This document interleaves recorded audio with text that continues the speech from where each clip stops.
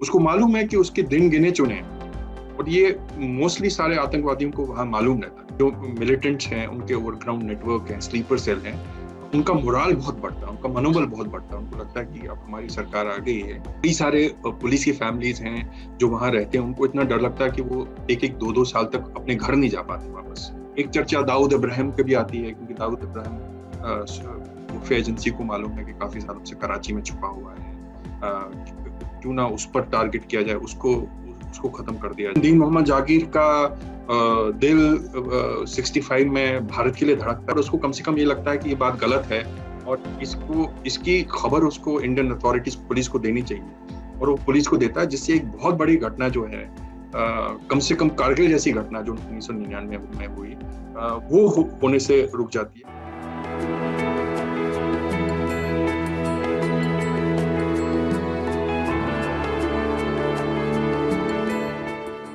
पुलवामा और बालाकोट, ये दो शब्द सुनते ही हम हिंदुस्तानियों के ज़हन में पाकिस्तान प्रायोजित आतंकवाद और भारत की जवाबी कार्रवाई ये याद आता है। लेकिन इनके बारीक ब्यौरे क्या हैं? पुलवामा में जो हमला हुआ, उसकी साजिश किसने रची, कैसे रची, और भारत की जांच एजेंसियों ने उसका भंडाफोड़ कैसे किया? चार्जशीट में क्या है, उसके पीछे की कहानी क्या है? बालाकोट पर हमले से पहले कहां पर हमले की तैयारी चल रही थी? इन सब ब्यौरों में जाएंगे तो ऐसी ऐसी कहानियां मिलेंगी जिनके आधार पर आपके कई नोशंस धाराशाही हो सकते हैं। 14 फरवरी 2019 पुलवामा की उस घटना से कुछ मिनट पहले, जब एक नौजवान जो आतंकवादी था अपनी घड़ी उतारकर दूसरे को देता है और कहता है कि मुझे अपनी प्रेयर्स में याद रखना।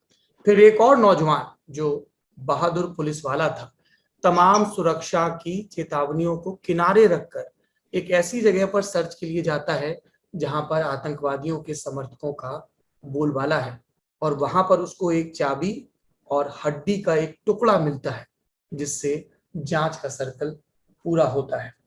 उसके बाद एक कहानी जो अब तक शायद बाहर नहीं आई कि पुलवामा के बाद भी आतंकवादी कुछ विदेशियों को उसी जगह पर मारने की योजना बना रहे थे, लेकिन एक मैसेज आता है और ये कार्रवाई टल जाती है। या फिर ये कहानी कि किसी ने किसी के व्हाट्सएप स्टेटस पे रिप्लाई किया और एक तस्वीर भेजी गई जिलेटिन स्टिक की, और उससे पता चला कि किस तरह के विस्फोटकों का इस्तेमाल किया गया था पुलवामा के लिए। या फिर कहानी उस गुज्जर चरवाहे की जिसने हिंदुस्तान का, अपने वतन का साथ दिया, पद्मश्री मिला तो प्रधानमंत्री से दो बड़ी मासूम सी मांगे रखी, एक रेडियो और एक ब्याह में मदद की, लेकिन 25 साल के बाद उसके साथ कुछ बहुत खौफनाक हुआ। कहानी जमाते इस्लामी के कश्मीर में पांव पसारने की, कहानी ट्राल के तोरा बोरा बनने की, कहानी एक बौने के एक सिरफिरा आतंकवादी बनने की और इंटेलिजेंस एजेंसियों को चकमा देने की, कहानी आजादपुर में सब्जी मंडी जो दिल्ली में है वहां पर हुई एक गिरफ्तारी की, कहानी एक कारपेंटर को, बढ़ई को पकड़ने की, जिसको इस बात में माहिर हासिल था कि कैसे वो मकान के भीतर इस तरह के कुछ छिपे हुए कमरे बनाए जिसमें आतंकवादी छिप सके। कहानी बीएसएफ के एक ऑफिसर की जो खींच रहा है रेड के दौरान, क्योंकि आतंकवादियों का पता नहीं चल रहा, और एक मंजिल पर एक शीशा लगा है, उसके सामने वो कंघी से बाल खींचने लगता है, और उसके बाद अचानक सब कुछ बदल जाता है, एक्शन शुरू हो जाता है। कहानी पुलवामा हमले से जुड़े पिछले ब्यौरों की और जांच की। और ये सब कहानियां मैं आपको कैसे बता पा रहा हूं, इसमें बहुत सारी चीजें हैं जो आएंगी। कहानी इन जिहादियों की अय्याशियों की, कहानी इन जिहादियों की क्रूरताओं की, ये सब कहानियां मुझे पता चली हैं इस किताब के जरिए जो आपको स्क्रीन पर इस वक्त नजर आ रही है। इस किताब का शीर्षक है, टाइटल है the lover boy of Bahawalpur, how the Pulwama case was cracked. और इस किताब को लिखा है राहुल पंडिता ने, जो हमारे साथ हैं किताब वाला में। मेरा नाम सौरभ द्विवेदी है। अगले 1-1.5 घंटे तक हम राहुल पंडिता से इस किताब के बारे में, किताब में जो ब्यौरे दर्ज हैं उनके बारे में, जो तस्वीरें हैं जो पहली बार आप देखेंगे, तो मैं अगर मीडिया की चालू भाषा में कहूं तो एक्सक्लूसिव शब्द भी इस्तेमाल कर सकता हूं, इन सब के बारे में बात करेंगे। राहुल पंडिता, आपका किताब वाला में बहुत बहुत स्वागत है। धन्यवाद सौरभ। कवर से ही शुरू करते हैं, कवर और टाइटल से। बहुत सारे लोगों को इस पर क्यूरियोसिटी भी हुई, क्योंकि मैंने जब ये किताब पढ़ी तो उसके बाद हम एक कार्यक्रम करते हैं पॉलिटिकल डिस्कशन का, नेता नगरी। एक दफा आप भी उसमें आए हैं नेता नगरी में। जी। तो नेता नगरी में रिकमेंडेशन सेक्शन में भी मैंने इस किताब का जिक्र किया। फिर हम हर बुधवार को बुक्स पे ट्विटर स्पेस करते हैं, उसमें भी जिक्र किया। तो कई लोगों ने पूछा, और भी मिलने वालों से मैंने कहा कि ये कैसा टाइटल है, the lover boy of Bahawalpur. और दूसरा सवाल लोगों के मन में ये आया कि किताब के कवर पर जो पुलवामा के हमले में आत्मघाती हमलावर बना था अली अहमद डार, उसकी जगह उमर फारूक की तस्वीर क्यों छापी गई? आप इसी से हमें बताना शुरू करें, फिर हम बात आगे बढ़ाएं। देखिए, पुलवामा हमला 14 फरवरी 2019 को होता है और उसके बाद केस तुरंत नेशनल इन्वेस्टिगेशन एजेंसी को जाता है और शिफ्ट ट्रांसफर होता है और उसके अधिकारी जो हैं, ऑफिसर जो हैं, इस केस की तफ्तीश करने में लग जाते हैं। केस बहुत ही मुश्किल है। घटना के 15 मिनट बाद सिर्फ एक क्लू जो है, एविडेंस जो है नेशनल इन्वेस्टिगेशन एजेंसी के हाथ में लगता है, जो सुइसाइड बॉम्बर है आदिल अहमद डार, उसका आखिरी वीडियो जो जैश घटना के 15 मिनट के बाद रिलीज करती है। लेकिन आदिल अहमद डार इस खेल का छोटा सा सिपाही है, एक प्यादा है, एक पॉन है। इसके मास्टरमाइंड कहीं और है। अब ये केस नेशनल इन्वेस्टिगेशन एजेंसी को इसलिए जाता है क्योंकि विगत वर्षों में जितने भी बड़े टेररिस्ट अटैक हुए हैं, चाहे वो मुंबई टेरर अटैक हो, उसमें सबसे बड़ी शिकायत जो है, सबसे बड़ी कंप्लेंट जो इन्वेस्टिगेशन एजेंसीज को उठानी पड़ी इंटरनेशनल फोरम्स में, वो ये था कि साहब ये हुआ हमला, हम भी जानते हैं किन लोगों ने किया है, लेकिन जब ये डोसियर आप लेकर आते हैं, डोसियर हम हमेशा सुनते हैं कि ये डोसियर हमने पाकिस्तान को थामा है, या ये डोसियर हमने यूरोपियन यूनियन को दिया है, बाहर की इंटरनेशनल एजेंसीज को दिया है, ये देखने के लिए कि पाकिस्तान कैसे आतंकवादी गतिविधियों को चला रहा है, कैसे इस घटना के तार पाकिस्तान से जुड़े हुए हैं। लेकिन वो इन्वेस्टिगेशन एविडेंस जो उस फाइल में होता है, वो बहुत ही खराब स्थिति होती है, उसकी दयनीय स्थिति होती है। और इसलिए वो जो इंटरनेशनल स्क्रूटनी है, जो इंटरनेशनल स्टैंडर्ड्स हैं, उसको पूरा नहीं कर पाता। इसीलिए नेशनल इन्वेस्टिगेशन एजेंसी का गठन हुआ। जब ये अधिकारी इसकी जांच करने लगे तो उनको ये बिल्कुल साफ हुआ कि इसके तार जो है पाकिस्तान से जुटे हैं। लेकिन उन्हें कई महीनों के बाद, हार्ड वर्क के बाद, ये पता चला कि ये मास्टरमाइंड जो इस पूरे घटना का है, एक आदमी है, और उसी आदमी की ये एक नौजवान है 24 साल का, और यही आदमी है जो इस पूरे घटनाक्रम का मास्टरमाइंड है। ये जैश कमांडर है, और ये जैश कमांडर चूंकि बहुत ही वेल ट्रेन्ड है, अफगानिस्तान के बेस्ट ट्रेनिंग कैंप्स में इसको ट्रेनिंग हासिल हुई है, जो अलकायदा और जैश दोनों ज्वाइंट रूप से चलाते हैं, सांगीन कैंप। और ये बहुत ही रूथलेस है, ये मैनिपुलेटर है। इसका अंतिम गोल ये होता है कि जो इसको टारगेट दिया गया है कश्मीर में बर्बादी का, उसके लिए ये किसी भी हद तक जा सकता है। और उस मैनिपुलेशन के एक एलिमेंट ये है कि वहां के भोले वाले जो नौजवान हैं, उनको ये बरगलाता है। इसको चूंकि महारत हासिल है, ये स्पीच इसकी बड़ी जबरदस्त है, ये उर्दू बोल सकता है, पश्तो बोल सकता है, दारी बोल सकता है, एकदम प्रशिक्षण प्राप्त है। तो कई लोगों को ये मैनिपुलेट करके, जैसे आदिल को फॉर एग्जांपल, जो सुसाइड बॉम्बर है, उसको इस बात के लिए तैयार करता है कि वो अपनी जान देने को तैयार हो जाता है। कश्मीरी आतंकवादियों में इस तरह के आपने इस चीज पे बड़ा लिखा है कि फिदायीन हमला तो 3 घटनाएं हैं, जिसमें एक महिला तो बम से मारी जाती है, एक जो जम्मू कश्मीर सेक्रेटरी उसमें कोर कमांडर ऑफिस में। जी जी, बदामी बाग कैंटोनमेंट के बाहर एक 17 साल का लड़का जो मेडिकल 2000 या 2001 में हुआ था शायद, 2000 में, और अप्रैल 2000 में, वो एकमात्र घटना है जिसमें कश्मीरी सुइसाइड बॉम्बर का हाथ पाया गया। लेकिन उसके इतने सालों के बाद ये आदिल अहमद डार को इतना ब्रेन वॉश किया गया कि वो अपनी जान देने को तैयार हो गया, और उसके साथ उसने 40 सीआरपीएफ के जवान जो है उनकी उनकी जान भी ली। तो जब मैंने ये फोटो पहली बार देखी, तो मुझे मालूम था कि ये मास्टरमाइंड है, ये मैनिपुलेटर है, इसने कई महिलाओं को अपने प्रेम के जाल में फंसाकर उनसे शरण ली है, उनके उनके घरों का उनका इस्तेमाल किया है, और ये शीर्षक तभी मेरे जहन में आया और मुझे लगा कि ये फोटो उसकी संगीन कैंप अफगानिस्तान में जो ट्रेनिंग कर रहा था 2016 में, तब की फोटो है। और मेरे एज एन ऑथर मुझे लगा कि ये सबसे उपयुक्त कवर रहेगा इस किताब के लिए। राहुल भाई, चैप्टर के हिसाब से चलते हैं क्योंकि उससे इस पूरे नैरेटिव का भी सिलसिला रहेगा। हम सबको पता है कि वो कितना लोमहर्षक था वो कांड जिसमें हमारे 40 जवान शहीद हुए। लेकिन जब उन जवानों के नाम और वो जवान एन उस मौके पर क्या कर रहे थे वो डिटेल सामने आते हैं, तो आप दोबारा से उस खौफनाक वक्त से गुजरते हैं कि कोई अपनी प्रेग्नेंट वाइफ से बात कर रहा है, कोई ऐसे मोबाइल पे वीडियो बना रहा है कि बाहर की चीजें दिखा रहा है, फिर अपनी चीजें दिखा रहा है कोई और 39 तो वो थे जो ड्राइवर समेत जो बैठे थे, एक वो जो दूसरे में बैठ गया तो बच गया, और एक जो रोड ओपनिंग पार्टी के एएसआई थे मोहनलाल। जी। जब आप इस किताब को लिखने की तैयारी कर रहे थे तो क्या आप इन फैमिलीज से मिले, एनआईए की चार्जशीट, कैसे ये डिटेल्स आए इस तरह के? देखिए, ये घटना 14 फरवरी 2019 की है और उसके तुरंत बाद ये सबसे बड़ा आतंकवादी हमला था कश्मीर में उसके 30 साल के आतंकवादी इतिहास में।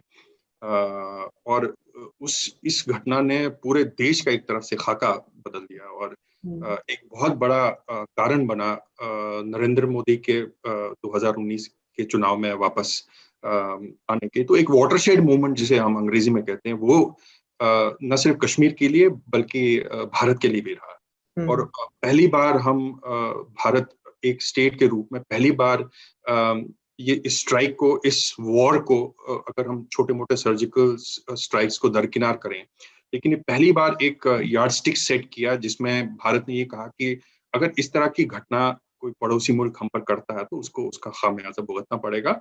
और वो खामियाजा उसने बालाकोट के रूप में भुगता। लेकिन आपने ठीक कहा कि जब आप सुनते हैं कि 40 सीआरपीएफ के जवान मारे गए, शहीद हुए, तो वो एक स्टैटिस्टिक्स होते हैं आपके आपके पास। लेकिन एज अ रिपोर्टर जब धीरे-धीरे आप उनकी कहानियों में जाना शुरू करते हैं, मैं एक कॉन्फ्लिक्ट रिपोर्टर के नाते 18-20 साल से कश्मीर से रिपोर्टिंग करता हूँ और कई सारे अधिकारियों को, कई सारे ऑफिसर से मिलना-जुलना रहता है। चाहे वो नक्सल प्रभावित क्षेत्र हो या कश्मीर हो। तो जब भी आप इस किसी घटना के बारे में सुनते हैं, तो सबसे पहला आपका ध्यान जाता है कि इसमें कोई ऐसा तो नहीं मारा गया, कोई ऐसा ऑफिसर, कोई ऐसा जवान तो नहीं मारा गया जिससे मैं मिला हूँ, जो मेरा दोस्त है। और कई बार इस तरह के जो आपके नाइटमेयर्स होते हैं, जो आपका डर होता है, वह सही निकलता है। मुझे याद है कि 2017 में मैं शोपियान में था, बिल्कुल इस इलाके के पास।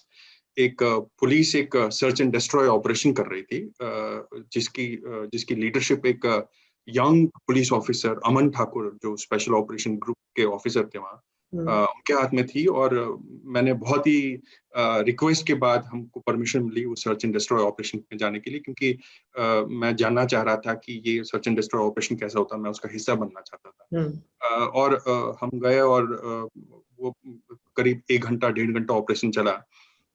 उसके कुछ महीनों के बाद एक दिन मैं घर पे बैठा हुआ था और मुझे पता चला कि अमन ठाकुर नहीं रहे, वो शहीद हुए एक एनकाउंटर में। जैश के साथ एक एनकाउंटर था, उसमें उन्हें गोली लगी और उस गोली का शिकार हुए, वो नहीं रहे। तो सबसे पहला आपका ये सेंटिमेंट होता है कि ये देखने के लिए कि उसमें से कोई ऐसा आदमी तो नहीं जिसको आप जानते हैं। और फिर इसमें नहीं भी जानते हैं, पर धीरे-धीरे आप उनको, उनकी फैमिलीज़ के बारे में आपको पता चलता है, उनकी पर्सनैलिटीज़ के बारे में आपको पता चलता है। फिर आपको ये महसूस होता है कि ये सिर्फ स्टैटिस्टिक्स नहीं है, ये जीवित लोग थे, जिनकी फैमिली थे, जिनके सपने थे, जिनके अपने डर थे, जिनकी अपनी आकांक्षाएँ थी, जिनकी अपनी फैमिलीज़ थी, और ये नहीं रहे। और ऐसे विभत्स तरीके से वो मारे गए कि बहुत दिन लग गए कि किसी तरह से जो बॉडी पार्ट्स चारों तरफ बिखरे पड़े थे, उनको जुटाने में, किसी तरह एक डिग्निटी उनको अकॉर्ड करने में, ताकि जब वो कॉफिन वापस जाएँ और गाँव में जाए, देश के तमाम इलाकों में जाए, बिहार में जाए, उत्तर प्रदेश में जाए, पंजाब में जाए, तो कम से कम एक एक रिस्पेक्ट, एक डिग्निटी के साथ जाए। इसके लिए सीआरपीएफ पुलिस को काफ़ी मशक्कत करनी पड़ी। और उसके बाद ही आपको पता चला कि ये घटना कितनी बड़ी थी और इसके पीछे कितने बड़े तार जुटे हुए थे जब नेशनल इन्वेस्टिगेशन एजेंसी की जांच उसके बाद शुरू हो जाती जी। इस किताब में एक किरदार आता है, आईपीएस ऑफिसर हैं, मूलतः जम्मू के रहने वाले हैं, मणिपुर काडर के, और अभी एनआईए में है, जेएनके रीजन के हेड हैं, राकेश बलवाल, राइट? है। जी जी बलवाल ही बोलेंगे। जी। राकेश बलवाल ने जिस तरीके से जांच की वो बहुत कमेंडेबल है, और चूंकि वो इतनी मुस्तैदी से जांच कर रहे थे तो किस्मत ने भी उनका खूब साथ दिया। आपकी राकेश बलवाल से बात हुई किताब को लिखने के दौरान? देखिए, राकेश एक ओल्ड स्कूल ऑफिसर हैं और उनको एनआईए में इसलिए लिया गया क्योंकि एक तो वो जम्मू के मूल रूप से निवासी हैं फैमिलियर और विद द टेरेन। फेमिलियर हैं, जम्मू कश्मीर ठीक से जानते हैं। और दूसरा, एज अ पुलिस ऑफिसर जो एसपी थे मणिपुर में, चूंकि वो भी इंसर्जेंसी प्रोन एरिया है, हाँ, इंसर्जेंसी से डील करने में उनका ट्रैक रिकॉर्ड काफी अच्छा था, काफी काबिले तारीफ था। और उस वक्त के जो एनआईए बॉसेस थे, उनको ऑफिसर्स थे, जो उनके सीनियर ऑफिसर्स थे, उनको इसके बारे में पूरी तरह से वाकिफ थे उनके काम से। तो जब उनके केसेस बढ़ने लगे जम्मू कश्मीर में, जब उनके केसेस की संख्या बढ़ने लगी, तो उनको लगा कि एक ऑफिस उन्हें जम्मू कश्मीर में भी खोलना चाहिए, जो लोकली दिल्ली से नहीं या कहीं और रांची से नहीं बल्कि कश्मीर से ही इन सब चीजों को देखें। तो उसके लिए राकेश का उस वक्त सिलेक्शन हुआ। लेकिन राकेश जो है काफी ओल्ड स्कूल हैं। वो, जैसे मैंने किताब में भी लिखा, कि वो बहुत नॉन अप्रोचेबल हैं। वो पत्रकारों से बात नहीं करते। जम्मू में भी उनकी रेपुटेशन ये है कि वो अपने काम से मतलब रखते हैं, बहुत ही ऑनेस्ट पुलिस ऑफिसर है, अपना काम डिलीजेंस से करते हैं। लेकिन वो ऐसे ऑफिसर नहीं हैं जो थोड़े बहुत कुछ शेयर करें। मैं उनको अच्छी तरह से जानता हूं, लेकिन इस केस में उनकी तरफ से जो ऑफिशियल वर्जन है उसके अलावा कोई जानकारी नहीं मिल पाई। लेकिन उनके जो सीनियर्स हैं, सुपीरियर्स हैं, उनके साथी जो हैं, जो नेशनल इन्वेस्टिगेशन एजेंसी में यहाँ दिल्ली हेडक्वार्टर्स में काम करते हैं, उन्होंने उसमें मदद की। और उसमें ये बिल्कुल साफ था कि हालांकि हर इस तरह की जो इन्वेस्टिगेशन है, ये एक टीम एफर्ट होती है। इसमें काफी सारे लोग इन्वॉल्व होते हैं। उनके राकेश के जूनियर भी इन्वॉल्व थे, राकेश के सीनियर भी इन्वॉल्व थे। हर स्टेप पे वो जो डीजी एनआईए हैं या उनके दूसरे सुपीरियर हैं, उनसे परामर्श लेते थे। लेकिन as far as I am concerned, जब मैंने स्टोरी को खंगालना शुरू किया तो मैंने ये पाया कि इस पूरी इन्वेस्टिगेशन के अगर एक महानायक हैं तो वो राकेश हैं। क्योंकि उन्होंने अपनी डिलीजेंस हार्ड वर्क से ऐसे ऐसी चीजों को इन्वेस्टिगेट किया। और जैसे हम सुनते हैं कि लक भी उन्हीं को साथ देता है जो हार्ड वर्क करते हैं। और उसके सबसे बड़े उदाहरण इस घटना में राकेश बलवल का केस है कि वो कैसे अपने इन्वेस्टिगेशन का जाल वाइडन करते हैं और छोटी छोटी घटनाओं को, जो कुछ बाकी ऑफिसर्स हैं जम्मू कश्मीर पुलिस के, उनसे कई बार कई चीजें छूट जाती हैं, लेकिन वो उन छोटी छोटी चीजों पर गौर करते हैं। और उन्हीं छोटी छोटी चीजों पर जब वो गौर करते हैं तो उसी से ये इन्वेस्टिगेशन फाइनली क्रैक होती है। राकेश बलवल की हम बात कर रहे थे। इसमें आपने जो एक चीज लिखी है, जो कई लोगों ने नोटिस भी की थी, जिसने पजल भी किया सिक्योरिटी एजेंसीज को, कि सुसाइड बॉम्बिंग के बाद, पुलवामा अटैक के बाद जो वीडियो रिलीज किया था जैश ए मोहम्मद ने आदिल अहमद डार उर्फ वकास कमांडो का, उसमें आवाज मैच नहीं हो रही थी, लिप सिंकिंग का इशू था। लग रहा था कि बोल कोई और रहा है और वीडियो इसका है। और बाद में, जिसका जिक्र आगे भी आएगा, जब फाइनली वो फोन रिकवर होता है और पता चलता है कि 13-14 रिहर्सल वीडियो बने थे, और उसी बैकग्राउंड से ये भी स्टैब्लिश होता है कि ये इंशा जहां के घर पे शूट हुए थे। पर शुरुआत में इन लोगों की थ्योरी क्या थी? क्योंकि उस लिप सिंक के बेस पे एक थ्योरी और भी बनाई जा रही थी, जिसको बाद में ऑफ कोर्स डिस्कार्ड किया गया। देखिए, जब ये सुसाइड अटैक हुआ और उसमें ये बात साफ हुई कम से कम जैश की तरफ से कि ये सुसाइड बॉम्बिंग करने वाला शख्स जो है, नौजवान जो है, एक कश्मीरी नवयुवक है, नौजवान है। तो सबसे पहले वहाँ की कई इन्वेस्टिगेशन एजेंसीज को इस बात पे थोड़ा शक हुआ और ये शक उनका इस बात से भी पुख्ता हुआ क्योंकि जब उन्होंने इस वीडियो की छानबीन शुरू की तो उसमें ये पाया, जैसे आपने कहा, कि उसमें शक्ल और जो लिप का मूवमेंट है वो है आदिल अहमद डार का, लेकिन उसके पीछे जो आवाज आ रही है वो कहीं ना कहीं सिंक नहीं हो रही। तो उनको इस बात का घुमा हुआ, इस बात का शक हुआ कि हो ना हो ये घटना जो है किसी और पाकिस्तानी आतंकवादी ने अंजाम दी है, जो जिसके लिए सुसाइड बॉम्बिंग कोई बड़ी चीज नहीं है।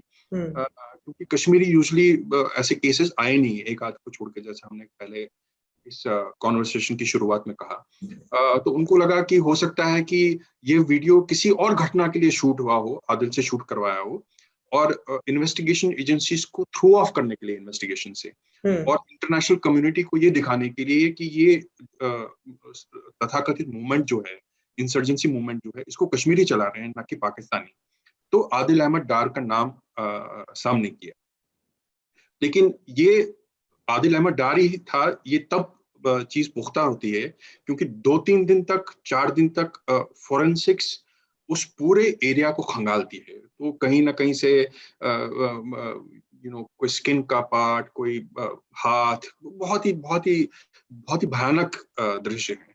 और भयानक दृश्य इतना ऐसे कि सीजन्ड ऑफिसर जो है, पुलिस ऑफिसर या सीआरपीएफ के ऑफिसर, जब उस मंजर को देखते हैं तो उनसे भी वो खौफनाक जो है, उनकी रुलाई फूट पड़ती है। जैसे मैंने किताब में लिखा, वो देख नहीं पाते।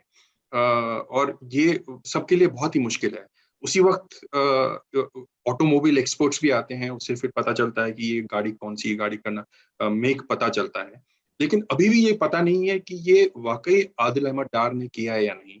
वो बाद में जब नेशनल इन्वेस्टिगेशन एजेंसीज को राकेश की लीडरशिप में, लोकल लीडरशिप में, जो एक दिन के बाद पहुंच जाते हैं वहां, तब आप उनको लगता है कि ये जो आप सर्च कर रहे हैं एरिया, इसका दायरा थोड़ा बढ़ा देना चाहिए।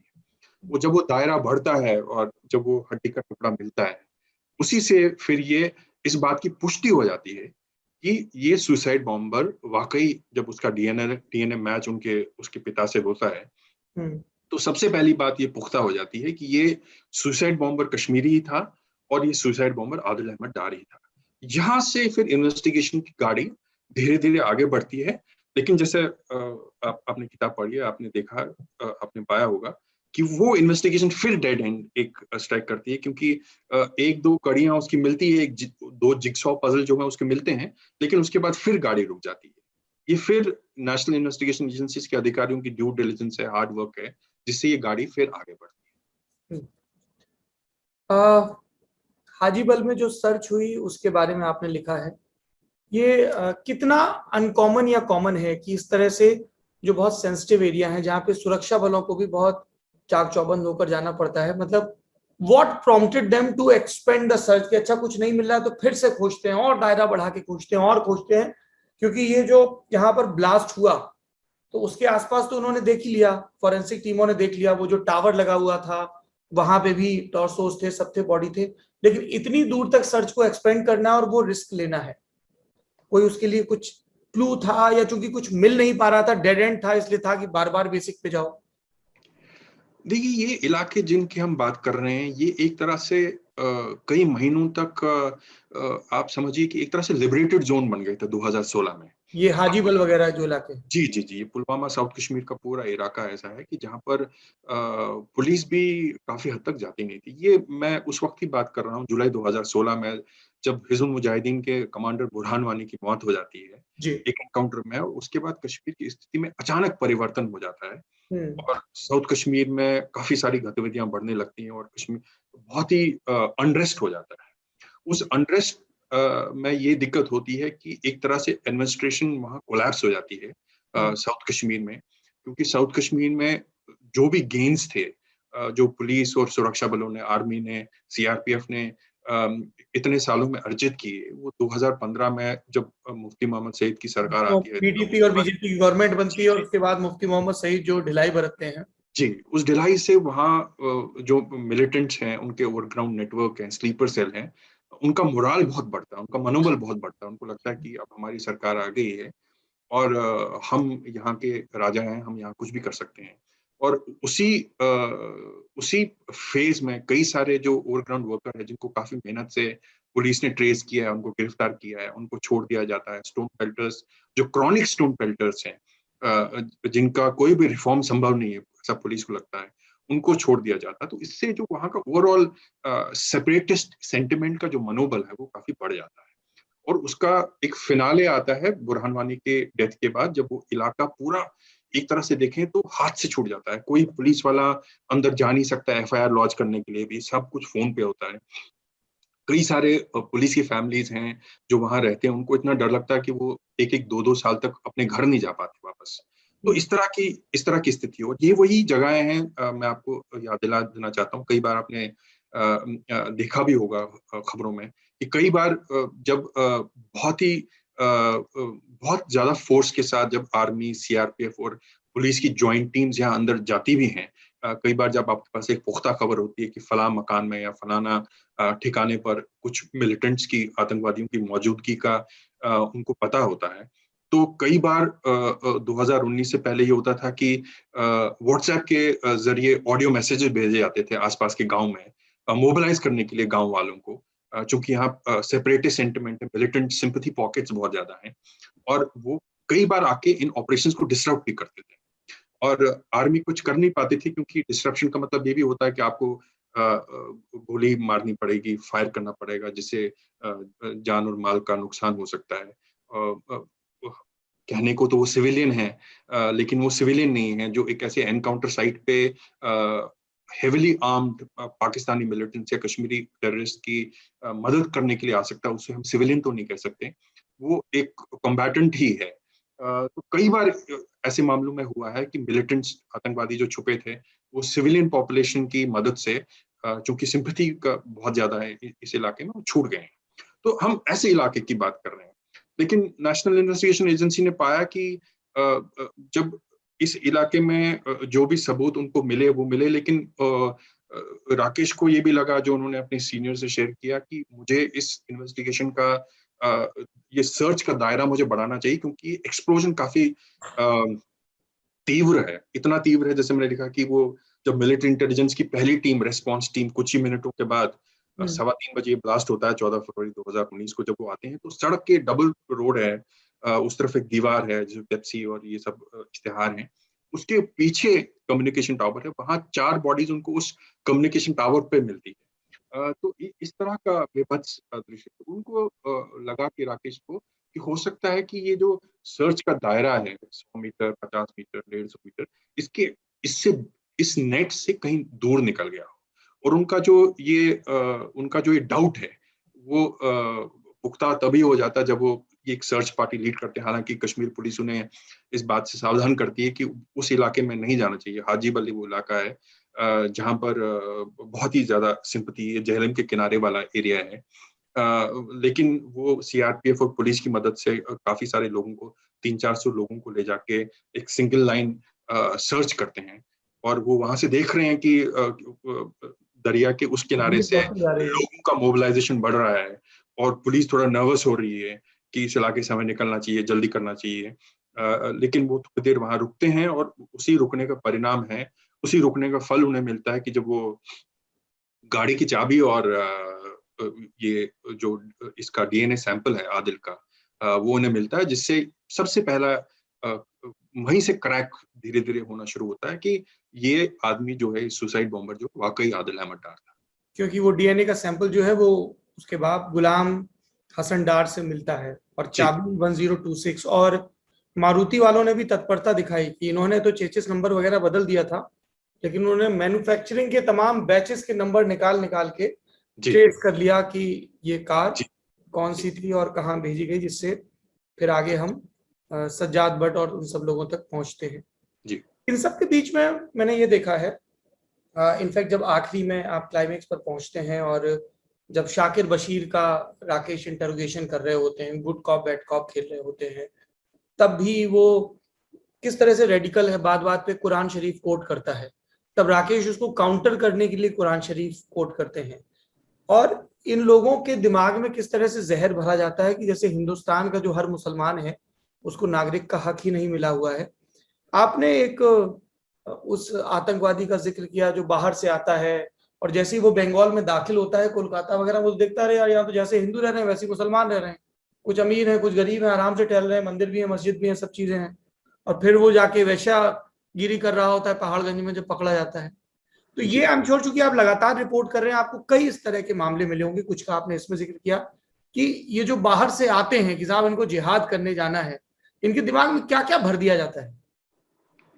देखिए, एक शब्द में कहें तो जहर। हम्म। ये मोस्टली ये पाया गया है कि ये गरीब घरों के, पाकिस्तान के गरीब घरों के लड़के होते हैं। जैसे अजमल कसाब जैसे लोग होते हैं, जी, जिनके मैं वही बोलने माँ वाला बाप के था। पास इतना भी आय का स्रोत नहीं होता कि उनको पढ़ा लिखा सके या कुछ उनके परवरिश कर सके। वो इसलिए प्रेफर करते हैं, क्योंकि जहालत भी बहुत है, वो प्रेफर करते हैं कि वो मदरसे में चले जाए, किसी तरह की तरबियत जो है, ट्रेनिंग उनको प्राप्त हो, कुछ कुरान ही सीख लेगा, हो सकता है कि कुछ मौलवी बन जाए, इस तरह की।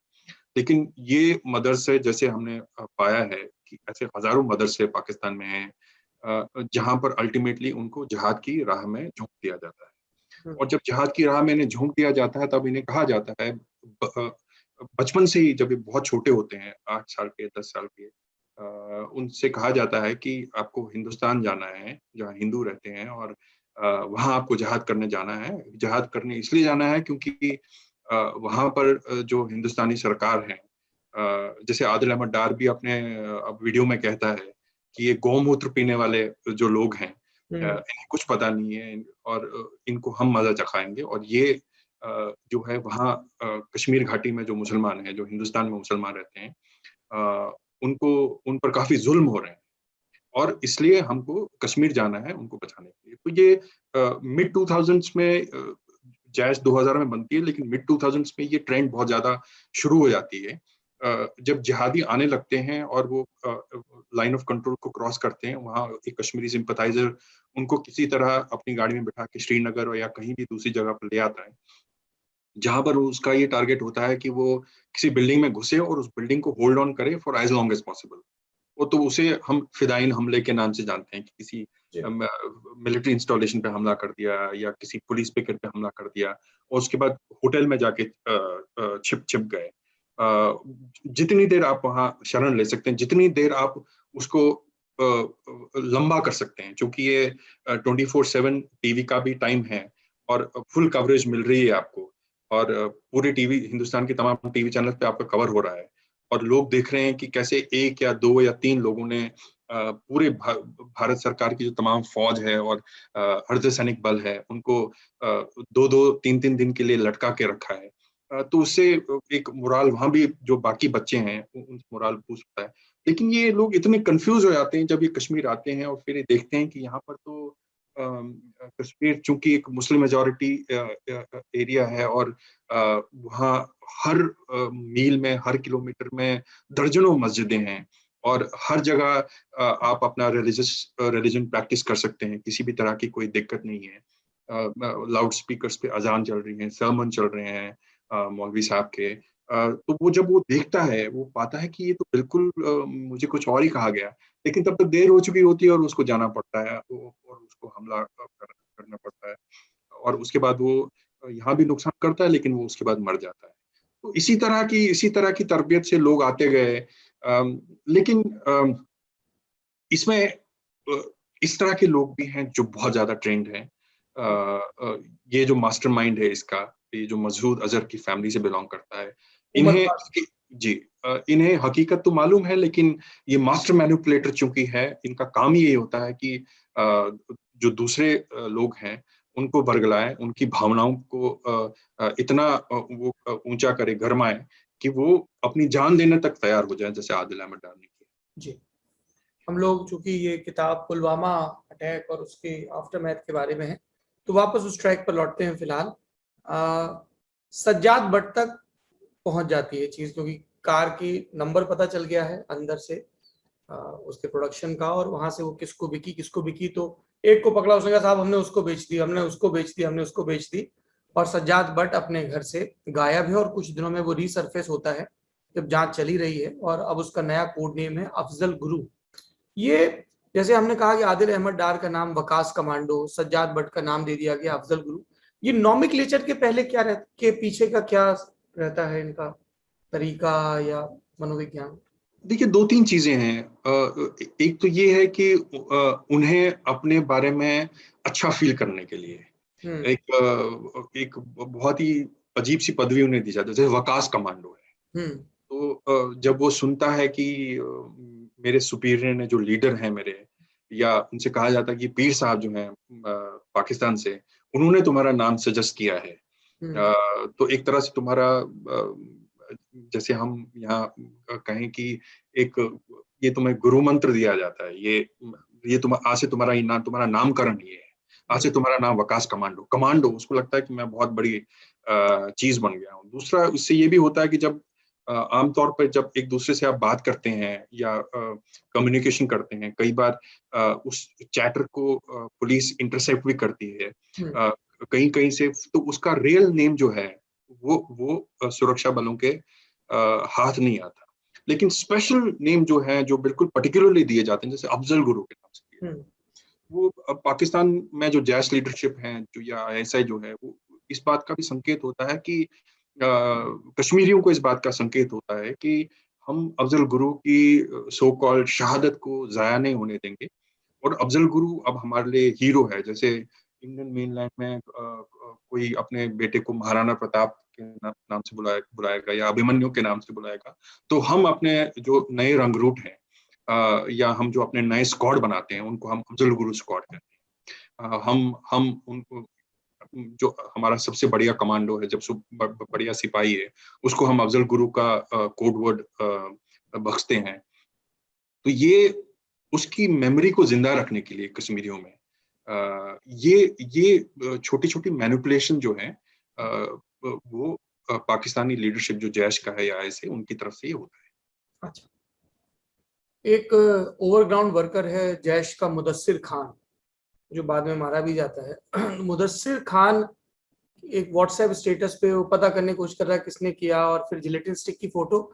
इन आतंकवादियों के बीच कुछ ऐसा भी प्रोटोकॉल रहता है इस चीज को लेकर, जैसे एक तो आपने कहा नाम दिया जाता है, दूसरा इंटरनेट पर कितना एक्टिव रहना है, कितना संपर्क करना है, क्योंकि हमने बाद के केसेस में भी देखा जब वो पूरी जांच चलती है कि आरडीएक्स कहाँ से आया, क्या हुआ, कि किस तरह से वीपीएन का इस्तेमाल हो रहा है, चंडीगढ़ में पढ़ रहे एक स्टूडेंट की मदद दी जा रही है कश्मीरी, इस तरह की चीजें। क्योंकि मेरे ख्याल से वो भी इनके लिए एक आगे चल के बड़ा ब्रेक थ्रू रहा होगा जब मुदस्सिर खान ने वो जिलेटिन स्टिक की फोटो भेजी।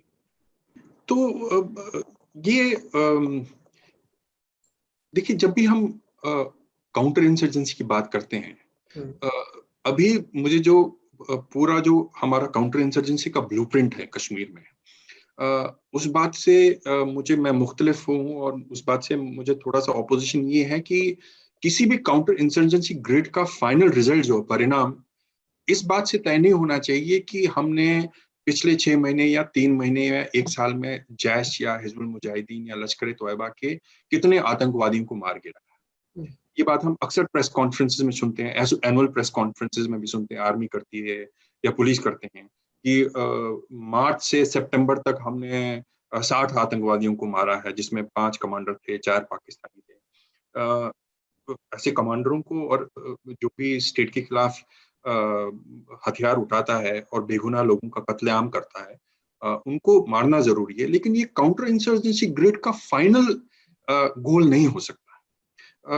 मेरे लिए ये जानना जरूरी है, और कि मुदस्सिर जैसा आदमी, मिसाल के तौर पर, जैसे उसके पिता कहते हैं कि वो उसको यूनिफॉर्म का बहुत शौक था, वो पुलिस में भर्ती होना चाहता था, वो सब इंस्पेक्टर बनना चाहता था, वो क्रिकेट भी बहुत अच्छे से खेलता था। तो ऐसा क्या हुआ कि वो अल्टीमेटली उसने सब इंस्पेक्टर या कांस्टेबल की वर्दी नहीं पहनी, एक जैश के जो टेररिस्ट है, जो स्टेट के खिलाफ लड़ाई उठाता है, और उसके जहन में इस बात का भी उसको अंदाजा है कि वो ज्यादा देर तक टिकने वाला नहीं है। जब वो उस ऑर्चर्ड में, सेब के बाग में बाप से आके मिलता है, अपने बाप से जाके, पिता से जाके मिलता है, उसको मालूम है कि उसके दिन गिने चुने हैं, और ये मोस्टली सारे आतंकवादियों को वहां मालूम रहता है। लेकिन कहीं ना कहीं ये जो काउंटर इंसर्जेंसी का ये जो स्ट्रेटेजी है, ये भी हिंदुस्तान, भारत को कहीं ना कहीं बदलनी होगी, ताकि मुदस्सिर जैसे नौजवान, इससे पहले कि वो लश्कर या जैश को ज्वाइन करें, और ऐसे आदमी जिनको यूनिफॉर्म का ग्लैमर है, और कम से कम उनको टारगेट किया जाए, ताकि वो इस डेंजर, इस डार्क वेब में पढ़ने से पहले ही उनको एक स्टेट का जो हस्तक्षेप वो हो और उनको सही दिशा में ले जाए। तो उनको सही मेरे लिए दिशा मिले, और इन लोगों को बरगलाने वाले जितने ये बिल्कुल जमात के लोग हैं, ये जो वहाँ तकरीरें करने वाले मौलाना हैं जो बार बार आजादी और इन सब चीजें, उन पे शिकंजा कसा जाए। हुर्रियत के लोग हैं ये सब लोग। जी। अब ये मदरसे हैं जैसे सिराजुल उलूम है और इस तरह के मदरसे हैं जहाँ पर कई सारे लोगों पे, कई सारे टीचर्स पे पुलिस ने पीएसए भी लगाई है, जी पब्लिक सेफ्टी एक्ट के तहत भी उनको गिरफ्तार किया है। तो ऐसे फाउंटेन हेड्स हैं जहाँ से इस तरह के लोगों को तैयार किया जाता है। जब तक उसके सोर्स पे, स्रोत पे इंडियन स्टेट वार नहीं करती, तब तक ये काउंटर इंसर्जेंसी की फुल फ्लेजेड विक्ट्री नहीं समझी जानी चाहिए। बिल्कुल, क्योंकि वो वरना रिप्लेस होते रहेंगे। बिल्कुल रिप्लेस होते रहेंगे, आप एक्सपेंडेबल मांगते है। रहोगे, आपके जी स्टेट के तौर पे आपके लिए बढ़ता जी रहेगा काम। जी। और ये एक फर्टाइल ग्राउंड है। साउथ कश्मीर आज की तारीख में एक फर्टाइल ग्राउंड के रूप में उभर रहा है। और इसमें कजिन है, फिर उसका मौसेरा भाई, फिर उसका चचेरा भाई, फिर उसका चाचा, फिर उसका ताया। तो इस तरह की कॉम्प्लेक्स वेब्स चलती रहती हैं।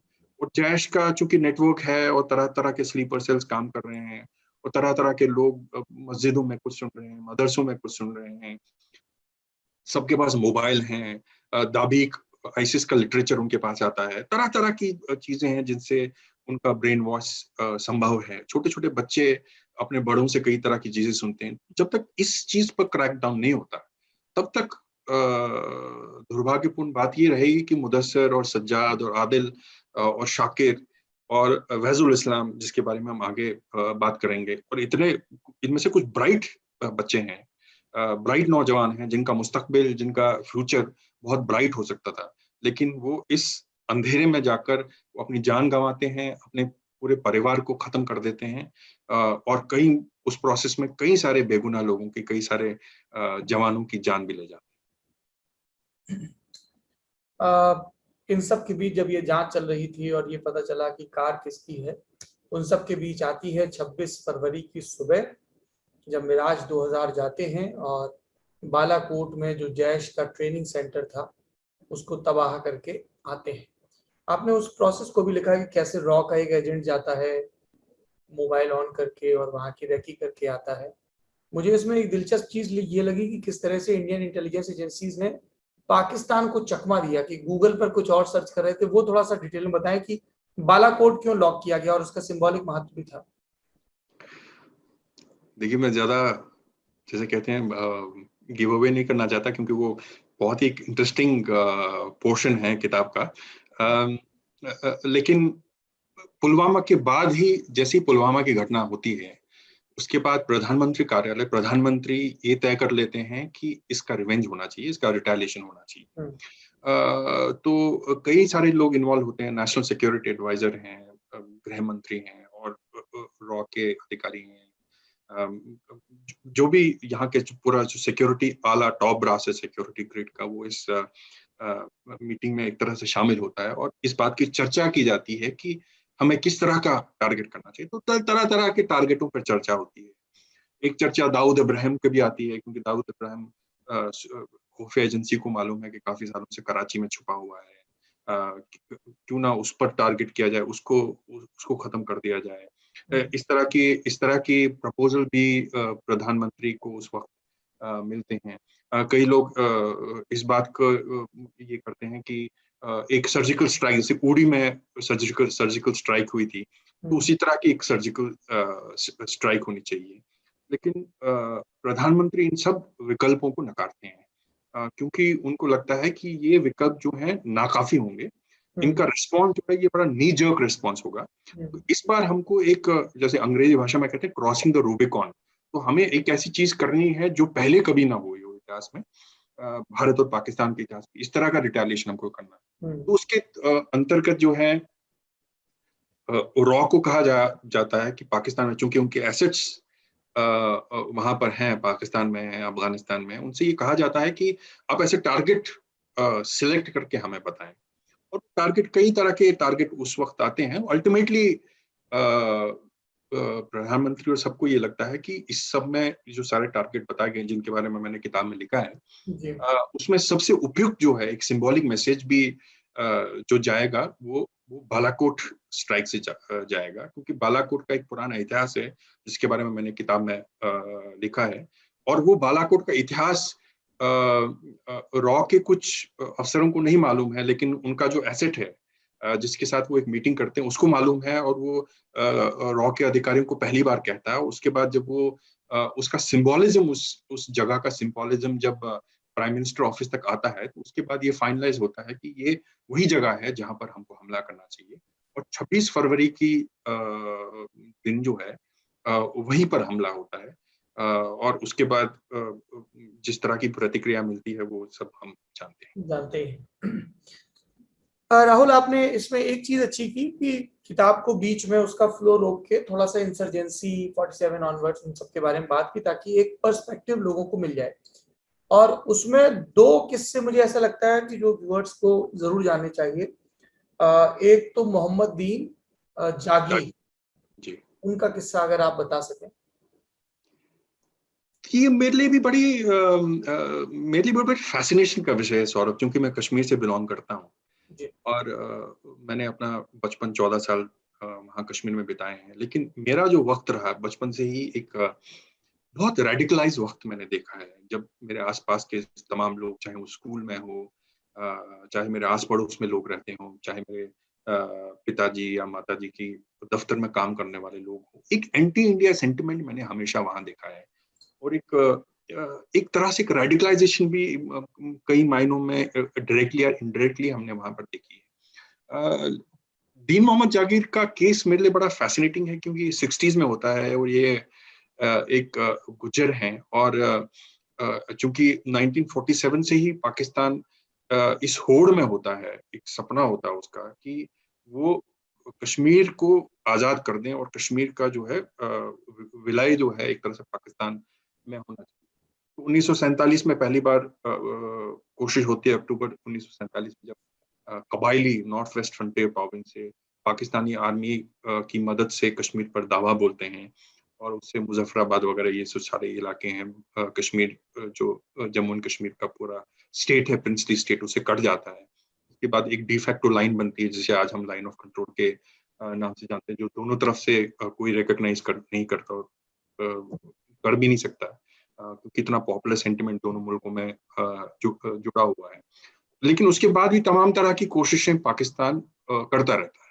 और एक कोशिश ऑपरेशन जिब्राल्टर के रूप में 1965 में इस तरह की होती है, जब साधारण वेश में पाकिस्तान के कुछ सिपाही आते हैं और उनको लगता है कि 65 तक हालात काफी बदल गए हैं, क्योंकि 47 में कुछ कुछ कुछ पॉकेट्स ऑफ सपोर्ट उनको मिलते हैं सिविलियन पॉपुलेशन पे, पर मेजॉरिटी लोग जो हैं वो नहीं, उसका साथ नहीं देते हैं पाकिस्तान को। और कश्मीर जो है कुछ हिस्सों को छोड़ के भारत का ही हिस्सा रहता है। तब तक भारत आर्मी भी, इंडियन आर्मी भी आती है, इंस्ट्रूमेंट ऑफ एक्सेशन साइन होता है वगैरह वगैरह। लेकिन 65 में पाकिस्तान को लगता है कि उसको फिर से कोशिश करनी चाहिए, और वो लाइन ऑफ कंट्रोल से वो कुछ लोग आते हैं और वो छिप जाते हैं जंगलों में। और जब वो दीन मोहम्मद जागीर को देखते हैं तो उनको लगता है कि ये हमारा को रिलीजनिस्ट है, ये हमारे साथ धर्म शेयर करता है, तो ये पाकिस्तान का हिमायती होगा। और वो उसको भेजते हैं कि वो वहां से कुछ कपड़े लेकर आओ, हमारे लिए कश्मीरी कपड़े लेकर आओ ताकि हम पहने और पॉपुलेशन के साथ घुल मिल जाएं। उसके बाद हम अंदर से कोशिश करते हैं कि किसी तरह का इंसरेक्शन हो, किसी तरह की बगावत अंदर से शुरू हो। लेकिन दीन मोहम्मद जागीर का दिल 65 में भारत के लिए धड़कता है, और उसको कम से कम, अगर नहीं भी धड़कता, पर उसको कम से कम ये लगता है कि ये बात गलत है, और इसकी खबर उसको इंडियन अथॉरिटीज को, पुलिस को देनी चाहिए। और वो पुलिस को देता है, जिससे एक बहुत बड़ी घटना जो है, कम से कम कारगिल जैसी घटना जो 1999 में हुई, वो होने से रुक जाती है। उससे भी बड़ी घटना हो सकती थी जब वो अंदर आते हैं, तो वो रुक जाती है। तो 65 में उस वक्त तत्कालीन जो प्रधानमंत्री होती हैं इंदिरा गांधी, वो उनसे बात करती हैं और वो कहती हैं कि आपको क्या चाहिए। तो दो छोटी सी डिमांड, जो भोली सी बड़ी इनोसेंट डिमांड जो है, वो दीन मोहम्मद जागीर उस वक्त रखते हैं। और इंदिरा गांधी भी उनका सम्मान करती हैं उन दो छोटी डिमांड्स का। मैं कभी सोचता हूँ कि अगर आज की तारीख में कोई उस तरह की 2 डिमांड रखेगा तो वो उसका रिएक्शन क्या होगा मैं नहीं जानता। लेकिन उस वक़्त चूँकि बड़ा ग्रैटिट्यूड रहता है दीन मोहम्मद जाकिर साहब के लिए, तो उनको वो दोनों जो छोटी बड़ी भोली-सी डिमांड्स हैं उनको उसका उसका सम्मान किया जाता है। लेकिन 25 साल तक हो सकता है कि आस-पास के लोग जिनके थोड़ा एंटी इंडिया सेंटिमेंट हो, पर कोई ऐसा नहीं हुआ कि उनको कोई घर से बेदखल हुआ या उन जैसे हम रूरल भाषा में कहते हैं कोई हुक्का पानी उनका बंद हुआ हो उस ज़माने में। लेकिन जैसे 89-90 में मिलिटेंसी शुरू होती है, गन पहली बार अंदर आता है और कश्मीरी नवयुवक पाकिस्तान से ट्रेन प्रशिक्षण प्राप्त करके पहली बार आते हैं। तो जब सबसे पहले लोगों में से जो टारगेट बनता है वो दीन मोहम्मद जाकिर साहब ही बनते हैं और उनका बड़ी बेरहमी से उस वक़्त जो है अपने इलाके में, अपने गाँव में उनका कत्ल किया जाता है। तो ये मेरे लिए भी बड़ी निजी रूप से बड़ी फ़ैसिनेशन का सबब है कि कश्मीर में एक ज़माने में दीन मोहम्मद जागीर जैसे लोग हुआ करते थे, मकबूल शेरवानी जैसे लोग हुआ करते थे 1947 में, जिनको कबायलियों ने बाद में रास्ता भटकाने के लिए फायरिंग स्क्वाड आए थे, हाँ। जी, बिल्कुल। वहाँ से हम बुरहान वानी और आदिल अहमद डार और शाकिर बशीर और इस तरह के लोगों तक कैसे आए? ये मेरे लिए बड़ा ही इसका एक सैड पार्ट भी है और एक कोताहुल का विषय भी है कि ये हुआ कैसे? ये सफ़र हमने कैसे तय किया? जब हम ये पूरे रेडिकलाइजेशन का प्रोसेस और कश्मीर में जो पहले कहा जाता था कि साहब कश्मीर की लड़ाई और अब उसको इस्लाम की लड़ाई बना दिया है, तो जमात इस्लामी जो निज़ाम हयात चाहता है और जिसको डेमोक्रेसी हराम लगती है और उनकी हरकतें ऐसी हैं जैसे वो नज़ीर की बीवी को किस तरह से मारते हैं उसका सर काट के, क्योंकि वो साहब एक आर्मी कैंप से निकलती दिख गई। इन सब के बीच कुछ किरदार आते हैं कहानी में, मसूद अजहर, सज्जाद अफगानी या मुश्ताक जरगर जो छोड़ा गया था।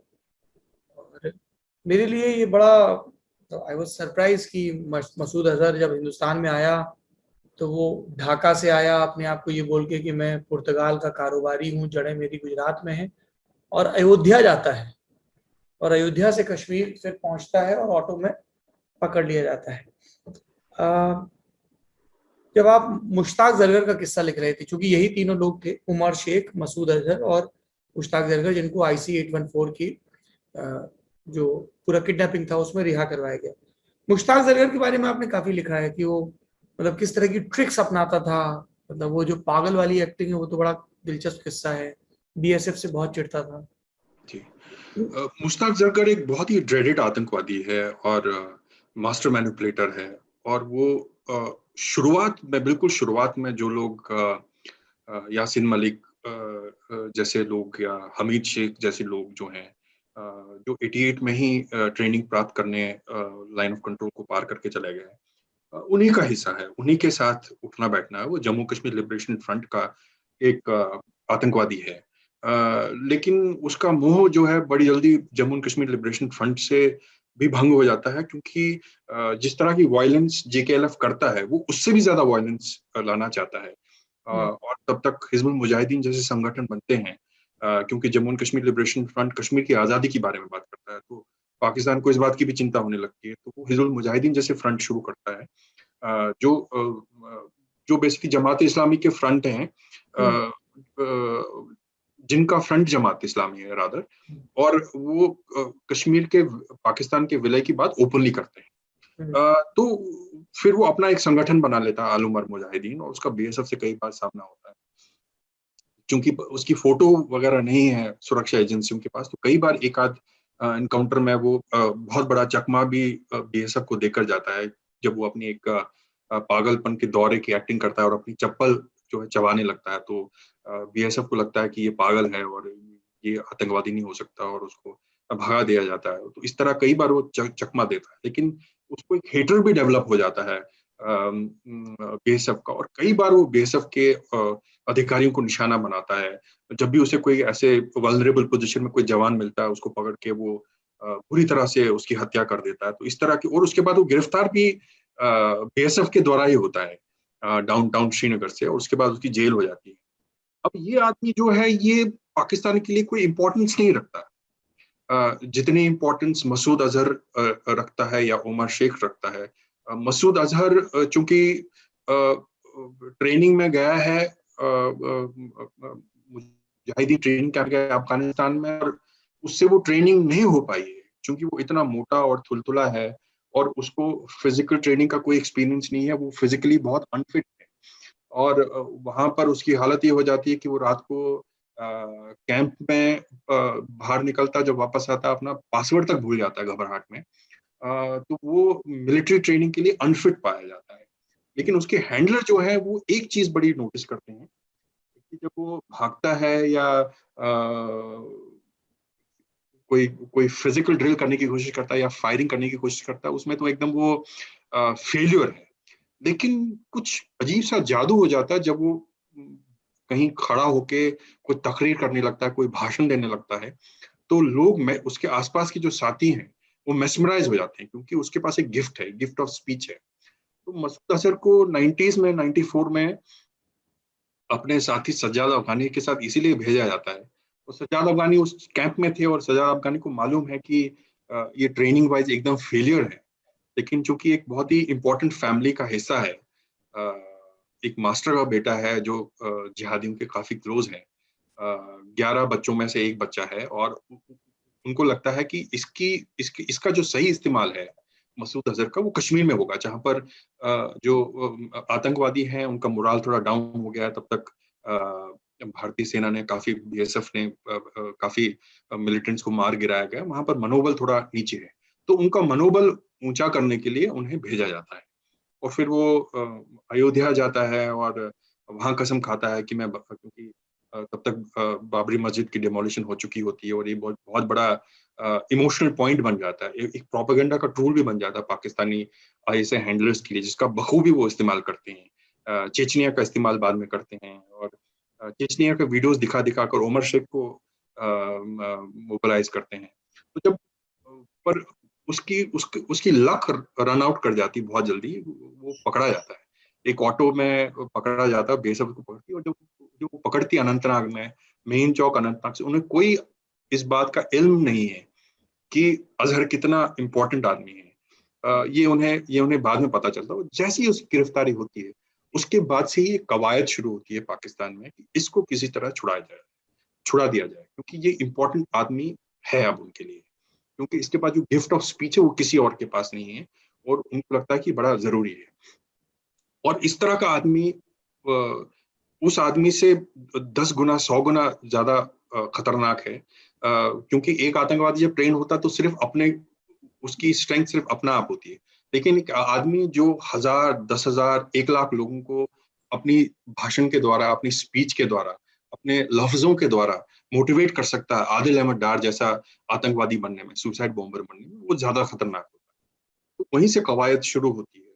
उसी कवायद के सिलसिले में उमर शेख भारत आता है और वो तमाम तरह की कोशिशें करता है। उस जमाने में आपको याद होगा कि 6 फॉरेन टूरिस्टों को विदेशी, हाँ, विदेशी, टूरिस्टों को किडनैप किया जा रहा था जी। एक एक आर्टिफिशियल नेम देकर, हरकतुल जहाद इस्लामी को अल फरहान का नाम देकर वो घटना होती है, वो भी सक्सेसफुल नहीं होती। उसके बाद गाजी बाबा आता है जो पार्लियामेंट का मास्टरमाइंड है, वो आता है। और ये तभी संभव हो पाता है कि जब वो 1999 में IC-814 हाईजैक होता है और उसके एवज में इन तीनों आदमियों को छोड़ा जाता है। अब इन 3 आदमियों में से 2 आदमी तो इंपॉर्टेंट है, लेकिन मुश्ताक जरकर का नाम वो इसलिए ऐड कर देते हैं ताकि फिर वही बात है कि इंटरनेशनल कम्युनिटी को ये दिखाना चाहते हैं कि ये मूवमेंट जो है, तथाकथित मूवमेंट है जो है, ये इंडिजिनस है, और कश्मीरियों को एक संदेश दिलाना चाहते हैं कि ये जितना इंपॉर्टेंट आदमी हमारे लिए मसूद अजहर है या उमर शेख जो है, जो यूके सिटीजन है, उतना ही इंपॉर्टेंट हमारे लिए मुश्ताक जरगर भी है, जो एक आम कश्मीरी है जो आतंकवादी है, वो भी हमारे लिए जरूरी है। तो इसलिए उस फेहरिस्त में उसका नाम भी जोड़ दिया जाता है। राहुल भाई, किताब में और आपकी नॉलेज में इतनी चीजें हैं कि हम घंटों बात कर सकते हैं, लेकिन मैं चाहता हूं कि किताब की कुछ चीजें जानबूझकर छोड़ दी जाएं ताकि लोग किताब भी पढ़ें।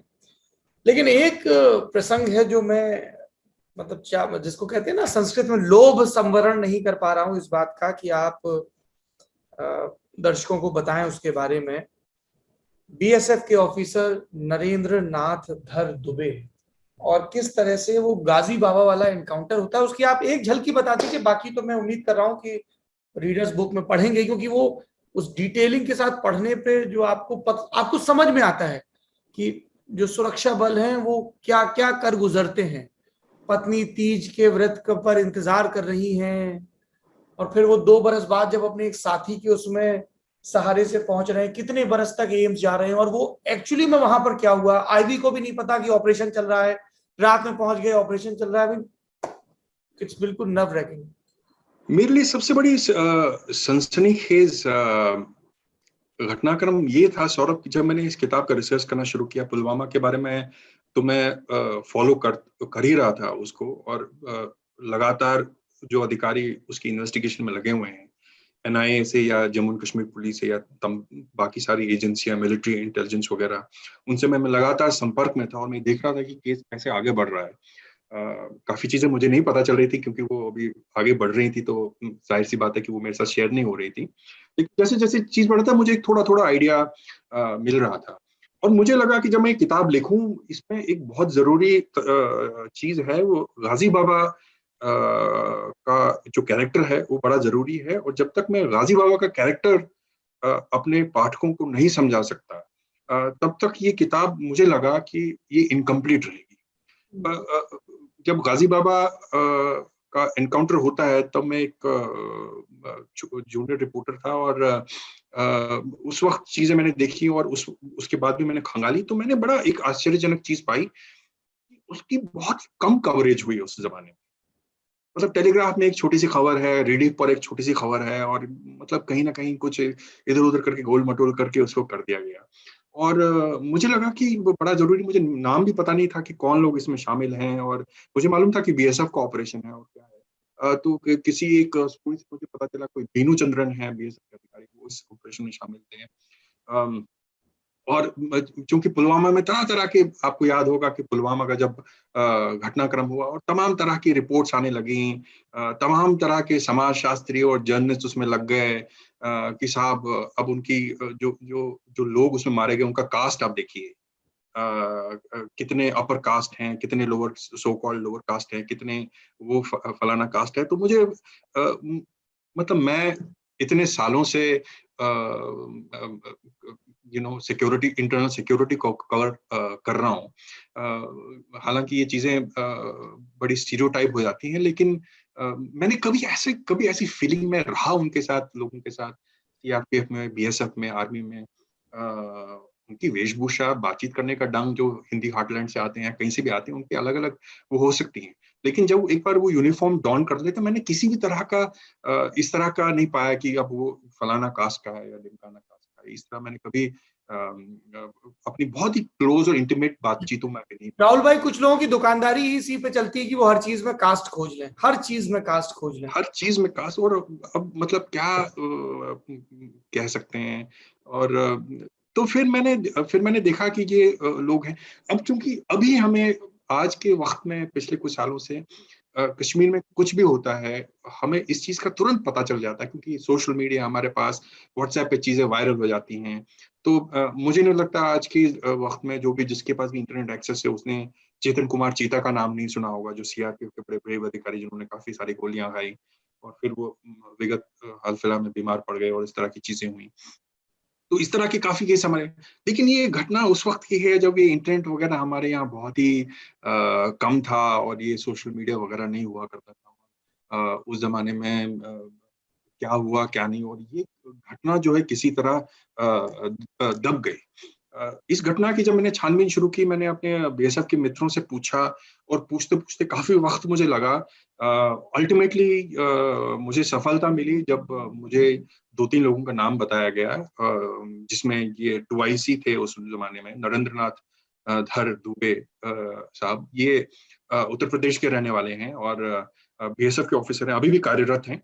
और ये मेरे को ये जानकर भी आश्चर्य हुआ कि ये एनआईए में भी काम कर चुके हैं, जब एनआईए का शुरुआत में ये काम कर चुके हैं।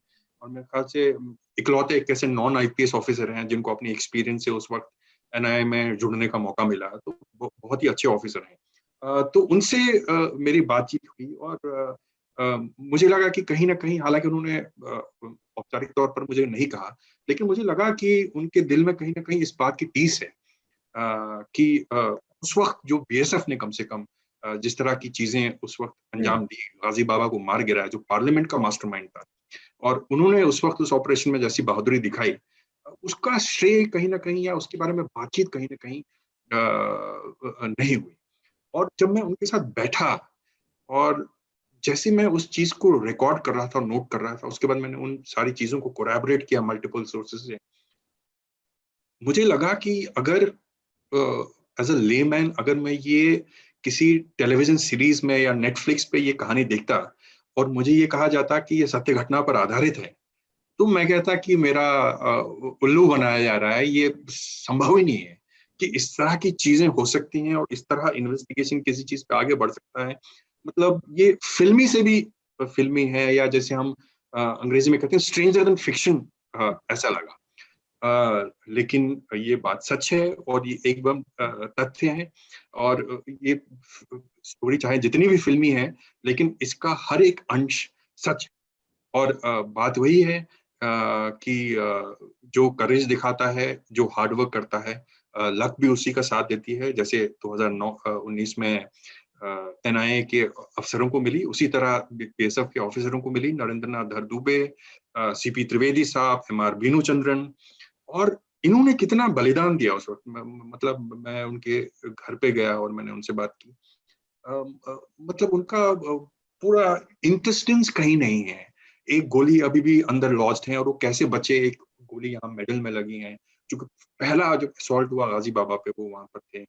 और एक आदमी जो उनका ऑपरेटर था बलबीर सिंह, वो वहीं शहीद हुआ। और एमआर बीनू चंद्रन ऊपर फायरिंग करते करते उनको बचाने की कोशिश करने में काफी सारे लोग लगे हुए थे, और उसके बाद वो गिरे और जिप्सी में जाके गिरे, पुलिस की जिप्सी में जाके, और उसके बाद उनकी तमाम तरह की इंजरीज उनको आई। उसके बाद मेडिकल ग्राउंड्स पे उनको जो है सेवानिवृत्त होना पड़ा।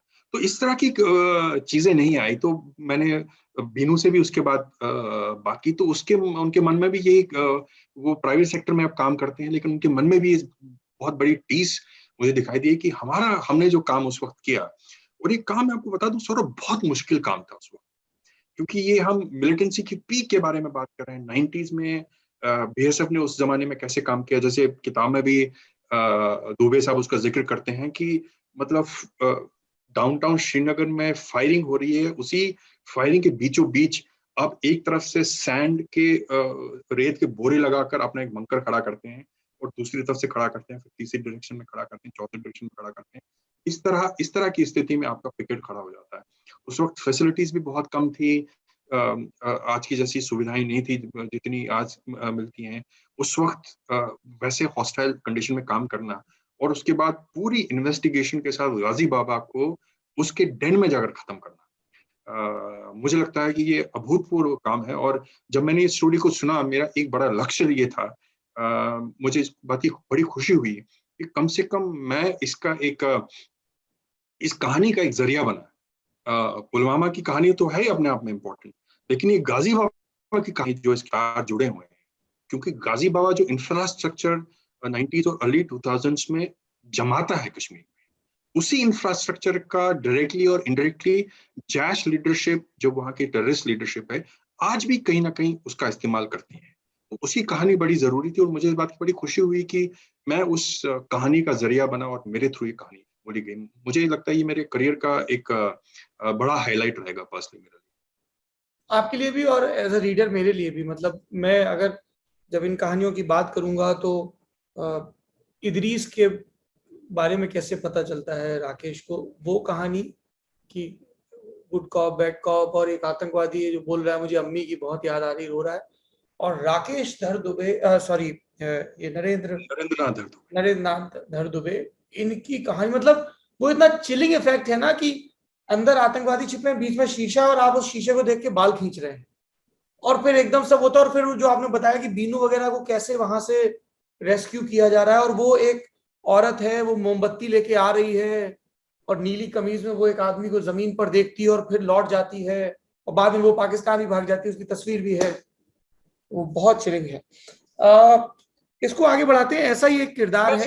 एक छोटा सा पॉइंट यहाँ बताना चाहता हूँ मैं, वो उसी बात पे फिर आता हूँ। जब मैंने पहली बार, जब मैंने इस बातचीत की शुरुआत में कहा कि अ, देखिए ये बात हमको माननी पड़ेगी कि कहीं भी इंसर्जेंसी अगर आपको फाइट करनी है, जब तक वहाँ की लोकल पॉपुलेशन, जब तक वहाँ की लोकल स्टेट पुलिस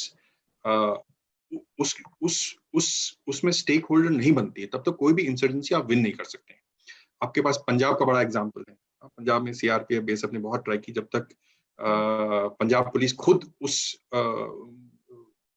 उस लेवल तक नहीं पहुंची कि वो उनका जूलियो रिवेरो और केपीएस गिल के नेतृत्व में, बिल्कुल अध्यक्ष, तब तक नहीं हुआ। ये कश्मीर के बारे में भी सही है। तो जो मैक्सिमम काम है वहाँ की जम्मू एंड कश्मीर पुलिस करती है, उसका श्रेय उनको मिलना चाहिए। लेकिन कहीं ना कहीं ये भी बड़ी खास बात है कि अब गाजी बाबा का इनकाउंटर आपने कर दिया, लेकिन उसकी उसकी उसकी पत्नी पाकिस्तान कैसे भाग गई, उसके बाद उस मकान का जो मालिक है उसके साथ क्या हुआ, ये कहीं ना कहीं इस पे कोई इन्वेस्टिगेशन नहीं हुई। और ये चूंकि इन्वेस्टिगेशन उसके बाद उसके बेटे ने क्या किया, मकान मालिक के बेटे ने क्या किया, इसका कोई, आपने मार दिया ये आपके लिए बड़ी सफलता है, लेकिन उसके बाद क्या, उसकी और भी इन्वेस्टिगेशन होनी चाहिए थी। वो जड़ नहीं उखाड़ी ना, तो दोबारा से पनप गई चीजें कुछ जी, कुछ। जी, ये बड़ी दिक्कत है। और यही दिक्कत आपको जो वो बौना आदमी है नूर तराली, उसके केस में भी दिखाई देती है। और तरह नूर तरह की त्राली के केस में हम बहुत डिटेल में नहीं जाएंगे, लेट रीडर्स एक्सप्लोर। लेकिन चूंकि नूर त्राली के केस से आप समझिए दर्शकों की 4 फुट का आदमी है, किसी कर्म का नहीं है, और इसी वजह से सुरक्षा एजेंसियां उस पर शक भी नहीं करती हैं। और वो ट्रांसपोर्टेशन के लिए सबके लिए काम करता है, इतना मोटिवेटेड है कि बॉर्डर पार करके जाता है कि नहीं मुझे मिलना है मसूद अजहर से, इनसे उनसे, और फाइनली वो पकड़ा जाता है। लेकिन चूंकि नूर तंत्री जेल में रहा, फिर कश्मीर फ्लड के बाद रिहा हुआ, इंटेलिजेंस एजेंसियों को लगा कि उनके लिए काम कर रहा है, असल में जैश के लिए काम कर रहा था। इन सब के बीच वो मारा भी जाता है फिर। लेकिन वो लेथपोरा का जो सीआरपीएफ अटैक है, सीआरपीएफ कैंप पे, चूंकि उसके तार पुलवामा से जड़, थोड़ा सा अगर आप उसके बारे में बता सकते। देखिए नूर तराली परोल पे छूटने के बाद वो फिर से वही कोशिश करता है और वही से बरगलाने की कोशिश करता है, और वो फिर से सुरक्षा एजेंसियों, क्योंकि वो उसका माहिर है, वो फिर से सुरक्षा एजेंसियों को इस अंधेरे में रखना चाहता है कि वो अब उनके काम आएगा। अपनी गिरफ्तारी से पहले भी उसने इस तरह की बड़ी कोशिशें की हैं। उसने अपने इन्वेस्टिगेटर्स को बताया कि वो यहाँ बीजेपी दिल्ली में ऑफिस में एक हाँ, वेरी शॉकिंग। चाय की दुकान खोलना चाहता था, और उसने बीजेपी का मेंबरशिप का फॉर्म लिया था। फॉर्म लिया था। उसका प्लान ये था कि वो वहां पर घुल मिल लेगा लोगों से, विश्वास जीत लेगा, और उसके बाद एक बड़े हमले में जो बीजेपी के तमाम शीर्ष नेता है उनको मार देगा। तो इस तरह की काफी चीजें वो करता है, लेकिन उससे पहले ही वो कुछ चीजें हो जाती हैं जिनके बारे में आप किताब में पढ़ेंगे। और लेकिन उसके बाद भी वो अपनी मेंटालिटी से बाज नहीं आता, क्योंकि उसके पास एक टारगेट है, वो इतना मोटिवेटेड है, और वो तमाम तरह की एजेंसीज को, चूंकि मल्टीपल एजेंसीज हैं, ये बड़ी कमजोरी है काउंटर इंसर्जेंसी ग्रिड की। और इसको बार बार इसकी कमजोरी, ये जो कमजोरी है, ये कमजोरी जो है, ये मिलिटेंट जो है वो भागते हैं, उनको मालूम है इस कमजोरी के बारे में, और इस कमजोरी का कई बार वो फायदा उठाने की कोशिश करते हैं कि अगर एक एजेंसी आपके पीछे पड़ गई, तो आपने किसी दूसरी एजेंसी को फोन कर दिया, वहां के किसी अधिकारी को फोन कर दिया कि मैं तो साहब आपका आदमी हूँ, मुझे छुड़वा दीजिए, मेरे को इन लोगों ने गिरफ्तार किया। तो फिर एक फोन आएगा कहेगा नहीं हमारा आदमी है, ये हमारे लिए काम करता है, कोई छोटी मोटी उसने खबर दे दी होगी जो इनकॉन्सिक्वेंशियल होगी, जिसमें बहुत ज्यादा नुकसान जैश को नहीं उठाना पड़ेगा, जो ऑलरेडी ओपन हो गए कुछ आतंकवादी, उनके बारे में कुछ जानकारी दे देगा।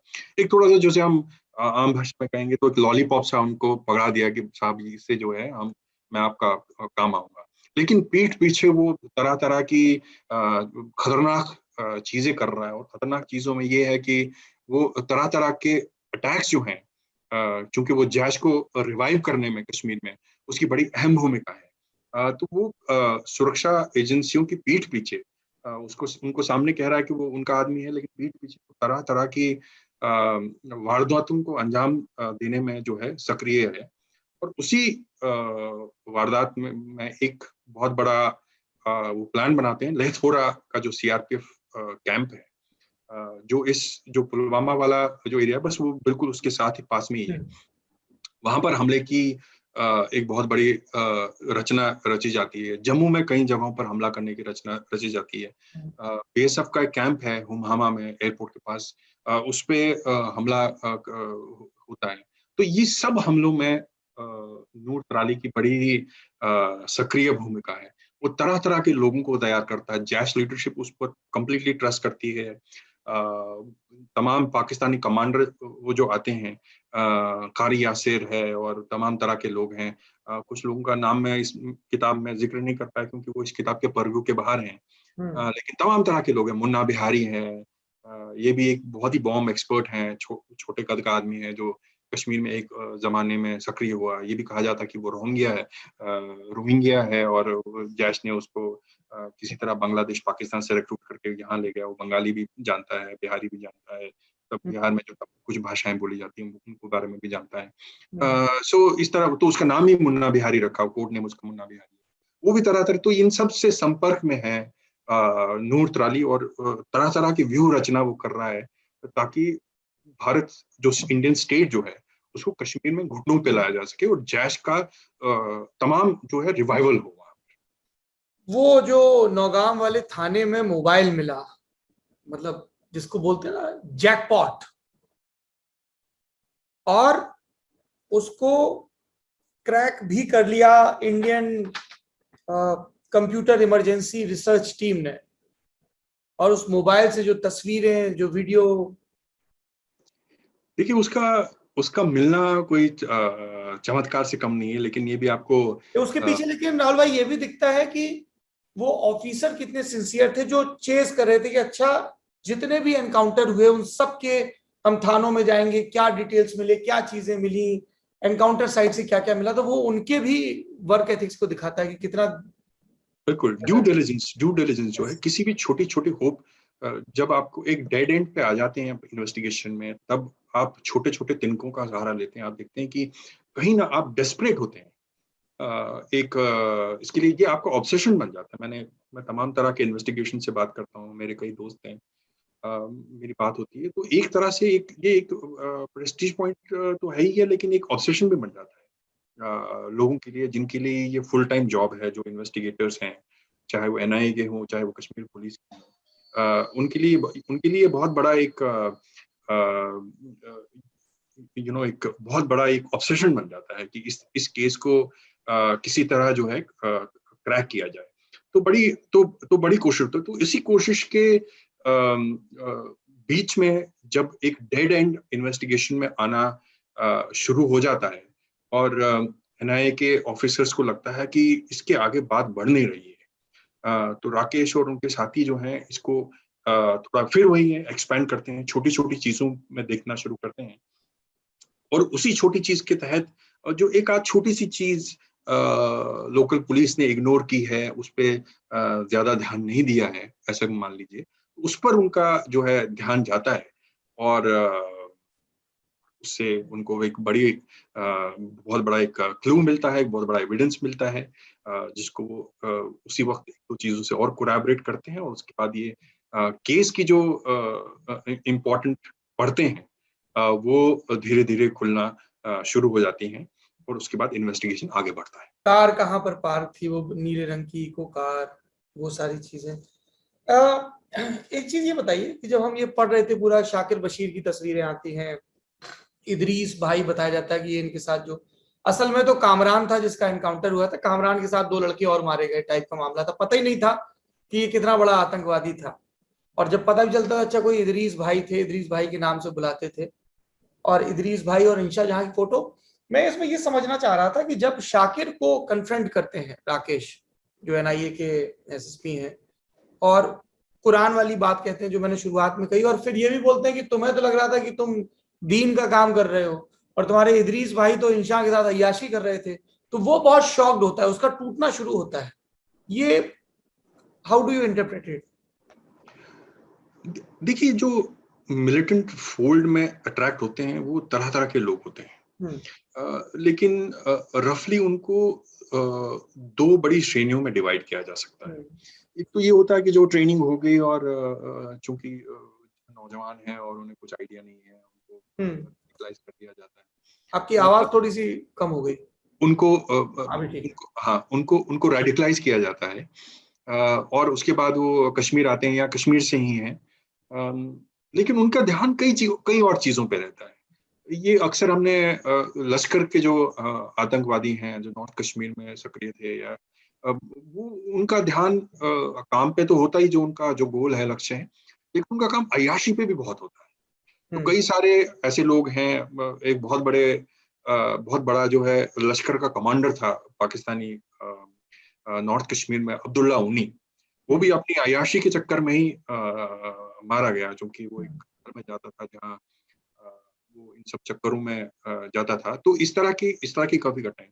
लेकिन उसके अलावा फिर दूसरी एक श्रेणी है जो मास्टर मैनिपुलेटर हैं। इसमें जो मास्टरमाइंड कुछ है वो मास्टर मैनिपुलेटर हैं। उन्हें तमाम चीजों के बारे में जानकारी है, लेकिन उनको एक गोल मिला है और वो गोल उनको पूरा करना है। इस तरह के लोग हैं। फिर एक गलेबल सेक्शन है जो कंप्लीटली रेडिकलाइज्ड है, जो रिलीजियस बेंट ऑफ माइंड के हैं। उनके लिए ये कुछ नहीं है, ना उनको अय्याशी में कोई इंटरेस्ट है, ना उनको इसके ग्लैमर से कोई इंटरेस्ट है, ना इसके पावर या पैसे से या कोई सेंस ऑफ एडवेंचर से कोई इंटरेस्ट है। वो इसलिए है क्योंकि उनको लगता है कि ये उनके लिए एक इस्लाम का हिस्सा है, और जिहाद करना और मुजाहिद बनना और काफिरों के खिलाफ लड़ना, ये उनका धर्म है, उनका मजहब यही है। उनका जो इंटरप्रिटेशन होता है वो ये रहता है, और ऐसे लोगों को क्रैक करना सबसे मुश्किल होता है, क्योंकि इनकी कोई कमजोरी नहीं होती। इनकी कोई कमजोरी, कोई इस तरह का कोई किसी से शारीरिक संबंध बनाना नहीं है, जहां से कोई इन्वेस्टिगेशन एजेंसी कोई मोल डेवलप कर सके, कोई इन्फॉर्मर डेवलप कर सके, इस तरह का भी नहीं। तो इस तरह ये जो चीज जो है ये शाकिर बशीर में, ये चीज जो है, इस वारदात का मास्टरमाइंड जो है वो पहले ही देख लेता है, वो भांप लेता है, और उसका इस्तेमाल उसी तरह वो करना शुरू करता है। जब वो उसकी इन्वेस्टिगेशन एनआईए में शुरू हो जाती है, तो उनको लगता है कि ये वो आदमी है जो राकेश जो है अपने सीनियर से उस वक्त बात करते हैं, उनसे एडवाइस लेते हैं, मुझे क्या करना चाहिए। उनको भी समझ में नहीं आता कि कैसे इसको ब्रेक किया जाए। उनके अपने अनुभव में ये है कि जो उनका अपना अनुभव है मणिपुर में या कश्मीर में, उनको लगता है कि बियॉन्ड अ पॉइंट टॉर्चर जो है, अगर आप फिजिकल थोड़ा सा इंटिमिडेट उनको करते हैं, वो ज्यादा सक्सेसफुल नहीं होता। कई बार वो गलत लीड के चक्कर में पड़ जाते हैं। तो इससे बेहतर है कि उसका जो कोर है, उसके जो कोर इश्यूज है, उनको एड्रेस किया जाए। पर ये बड़ा मेहनत का काम होता है सौरभ, ये काम बड़ा आसान नहीं होता। तो इसके लिए एनआईए के अधिकारी जो हैं वो हफ्तों डार्क वेब पे रहे, उन्होंने चैटर पिक किया, उसके बाद इससे बात की, इसको थोड़ा इमोशनल करने की कोशिश की, और तरह तरह की चीजें जो आप किताब में आपने पढ़ी हैं, मैं उनके बारे में डीपली नहीं जाना चाहता, लेकिन अल्टीमेटली वो एक तरह की एक रिलीजियस डिबेट हो जाती है दो लोगों में, और वो अपनी तरफ से जो उसके कुरान का इंटरप्रिटेशन है वो इस्तेमाल करता है, और एनआईए के अधिकारी जो हैं वो अपने जो उनका इंटरप्रिटेशन है और जो सही इंटरप्रिटेशन है वो इस्तेमाल करते हैं। तो इस तरह की द्वंद्व जब होता है, ये एक शारीरिक द्वंद्व नहीं है, फिजिकल ड्यूअल नहीं है, ये एक it's like game of chess, और जहां अल्टीमेटली वो एक आदमी ब्रेक हो जाता है, और उसके बाद केस जो है एकदम शतरंज की बिसात की तरह जो है एकदम क्लियर हो जाता है कि सब कड़ियां जुड़ जाती हैं, बिल्कुल सब एकदम। सब सब तारे जुड़ जाती हैं, और उसका पूरा श्रेय जो है नेशनल इन्वेस्टिगेशन एजेंसी को मिलना चाहिए। बिल्कुल। और आखिरी में मुझे ध्यान आ रहा है कि जब ये खुलासा होता है कि जो इदरीस है वो दरअसल उमर फारूक है, और वो मसूद अजहर का भतीजा है, मसूद अजहर के भाई का बेटा है, और कैसे वो अफगानिस्तान के संगीन इलाके में ट्रेनिंग लेकर आया, उसका भाई भी आया था जो एनकाउंटर मारा गया। और आप एक चीज जो नहीं बताते हैं वो बतानी भी नहीं चाहिए, क्योंकि वो इंटेलिजेंस एजेंसियों के काम आएगी भविष्य में, लेकिन रऊफ असगर जो ऑपरेशनल हेड है जैश का, और वो भी मसूद अजहर का भाई है, जब वो इसको बोलता है ऑपरेशन होने के बाद, पुलवामा की फिदायीन अटैक के बाद, की चैट हिस्ट्री, फोन डिस्ट्रॉय कर दो, लेकिन ये अपनी आशिकी के चक्कर में सिर्फ चैट हिस्ट्री डिलीट करते हैं और वहीं से तार खुल जाते हैं। आपने बहुत विस्तार से बिल्कुल आखिरी चैप्टर में बताया है कि वो फाइनली जो फिदायीन अटैक हो रहा है उसके लिए कार खरीदी जा रही है, उसकी डिक्की, उसकी सीटें हटाई जा रही हैं, कैसे कैसे एक्सप्लोसिव ऑर्डर हो रहे हैं, फोन कैसे आ रहे हैं, So that I'll leave to the readers. मैं एक आखिरी में राहुल पंडिता आपसे पर्सनल सवाल पूछना चाहता हूँ, अगर आपकी इजाजत हो तो। जी बिल्कुल। जर्नलिस्ट को ऑब्जेक्टिव रहना पड़ता है, ऐसा कहा जाता है, माना जाता है। आप कश्मीर से हैं, कश्मीरी पंडित हैं, आपके परिवार ने और आपने पलायन की उस त्रासदी को झेला है, बर्दाश्त किया है। आप सबकी जिंदगी हमेशा के लिए बदल गई, अपने अपने घरों को छोड़कर आना हमेशा के लिए। मतलब कोई राहुल पंडिता गुड़गांव में क्यों रहना चाहेगा, और वो भी जून में। So when I think of it, तो मतलब मेरी आंखें भीगने लगती हैं। इन सब के बीच मैं देख रहा था कि जब आप इन आतंकवादियों के बारे में बात कर रहे थे जो कश्मीर के हैं, तो आप कह रहे थे कि ये नौजवान लड़के, इनको भटका दिया गया, जबकि हमें पढ़ते पढ़ते कई दफा गुस्सा आ जाता है कि ऐसे कैसे, हमें तो किसी ने नहीं भटका दिया कि हम ये सब करने लगे, है ना। आपको you have to choose carefully, पर आप फिर भी वो एम्पैथी बचाए रखते हैं। How do you manage it, the objectivity and empathy. और मैं ये देखता हूं कि ट्विटर पे आपको जो अल्ट्रा लेफ्ट विंग वाले हैं और अल्ट्रा राइट विंग वाले हैं, दोनों ही गले भर भर गाली देते हैं। ये बड़ा दुखद रहता है मेरे लिए पर्सनली। मैं आपसे अभी बात कर रहा था, मैं एक ट्विटर हैंडल के बारे में आपसे बात कर रहा था जिनकी हाल फिलहाल में मृत्यु हुई, और मुझे उनके बारे में कोई इल्म ही नहीं था कि वो जो शख्स हैं वो एग्जिस्ट करती हैं इस दुनिया में। लेकिन उनकी हाल फिलहाल में मृत्यु हुई, और उसके बाद मेरे तमाम जो मित्र हैं on the left side of the spectrum, तरह बहुत सारे मित्र हैं मेरे, उनको काफी अच्छी चीजें, they had good things to say for her, और मुझे उस पर्सन का कोई इल्म ही नहीं था। उसके बाद जब मैंने वो ट्विटर हैंडल पे क्लिक किया तो मुझे बड़ा अचरज हुआ कि उन्होंने मुझे ब्लॉक कर दिया। हालांकि मैं उस आदमी के शख्स के अस्तित्व के बारे में नहीं जानता, leave alone engaging with her at some point in time in Twitter. तो ये मेरे लिए बड़ा दुखद रहता है। पर इसमें आप ये मान के चलते हैं कि आप पूरी सच्चाई और ईमानदारी से अपना काम कीजिए, चाहे वो बिहार हो, चाहे वो यूपी हो, चाहे वो कश्मीर हो, चाहे वो नक्सल प्रभावित क्षेत्र में है।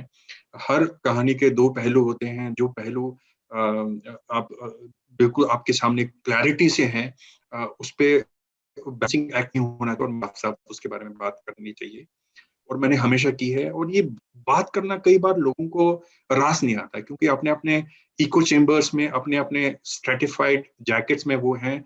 उससे थोड़ी सी भी बात कहीं नैरेटिव थोड़ा चला गया, उनकी सुविधा अनुसार बात नहीं हुई डिस्कोर्स पे, तो उनको ये चीज पसंद नहीं है। पर मुझे इस बात की कभी परवाह नहीं है। मेरे लिए ये बड़ा जरूरी है कि मैं कश्मीर में मैंने कहा कि मैं फिर वही दो श्रेणियों में बांटता हूँ। एक तरफ आदिल अहमद डार जैसे लोग हैं, या इवन शाकिर बशीर जैसे लोग हैं जो इतना रेडिकलाइज्ड हैं, या बुरहान वानी जैसे लोग हैं इतना रेडिकलाइज्ड हैं, या हंजीला जिहादी जैसे लोग हैं वो इतना रेडिकलाइज्ड हैं कि उनको वापस ला पाना बड़ा बड़ा बड़ा मुश्किल है। वो निकल चुके हैं, आपके उस लेवल को क्रॉस कर चुके हैं, और उनको मालूम है कि आतंकवादी की जिंदगी कश्मीर में बहुत लिमिटेड होती है, कहीं भी होती है। वो अमूमन 6 महीने के अंदर अंदर मारा जाता है।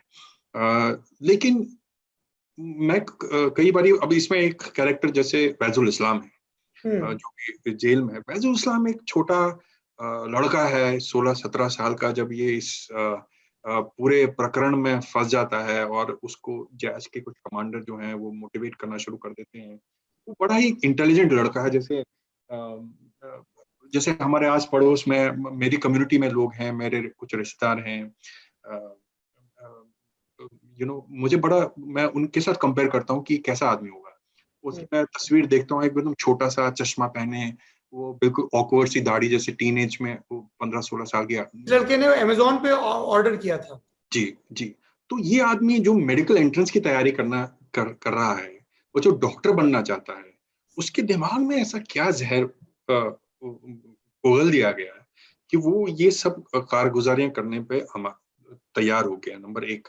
और दूसरा, क्या ये कोई ऐसा तरीका नहीं हो सकता, क्या कोई ऐसी लेवल नहीं आ सकती कि इससे पहले कि लंबू और इस्माइल जैसे लोग इस लड़के तक पहुंचे, क्या इंडियन स्टेट इतना स्ट्रांग इंडियन स्टेट, इसकी पहुंच इतनी नहीं है, इसकी स्ट्रेटेजी ऐसी नहीं है कि ऐसे नौजवानों को पहले ही टारगेट किया जाए ताकि वो इस इस रास्ते में भटक कर ना कम से कम मुख्य धारा में अपना फ्यूचर बनाए, अपने परिवार का फ्यूचर बनाए। वाइज इस्लाम ऐसा लड़का है जो काफी प्रेयर्स के बाद अपने घर में पैदा हुआ है, ऐसी उसकी माँ कहती है। और वो कोर्ट रूम में जब अल्टीमेटली उसका गिरफ्तार होता है तो फूट फूट कर रोता है और वो अपनी माँ से एक तरह से माफी मांगता है कि मैं इस पूरे प्रकरण में फंस गया और मुझे नहीं, मेरे से बड़ी गलती हो गई। अब इसमें obviously you know the law will take its own course, और उससे जो गलतियां हुई हैं उसका उसका मुझे लगता है वो कुछ सेंटेंस तो उसको होगा। लेकिन अगर कोई भी इंडियन गवर्नमेंट का रिप्रेजेंटेटिव या गवर्नर साहब या कोई भी इस हमारी बातचीत को सुन रहे हैं, तो मैं उनसे कम से कम ये अपील करना चाहूंगा कि कम से कम इस पूरे एपिसोड में मैंने उससे जेल में मिलने की भी कोशिश की बहुत, लेकिन मुझे मिलने नहीं दिया गया। मैंने बहुत कोशिश की, लेकिन उसमें तरह-तरह के तरह-तरह की दिक्कतें होती हैं, ऐसे इंटरव्यू करना किसी से जेल में। लेकिन मैं अपील करूँगा कम से कम कि अ, उसके केस में कम से कम एक सॉफ्ट अप्रोच जो है, इंडियन स्टेट एक बड़प्पन का अप्रोच, उसको एक मौका मिलना चाहिए रिफॉर्म का। मुझे नहीं लगता कि शाकिर बशीर रिफॉर्म हो सकता है या आदिल डार जो अब नहीं है वो रिफॉर्म हो सकता है। लेकिन मुझे यकीन है, मैं कम से कम इस कोशिश, आशा को, उम्मीद को जिंदा रखना चाहता हूँ कि कम से कम वाइजुल इस्लाम जो है, ये एक ऐसा लड़का है जो रिफॉर्म हो सकता है।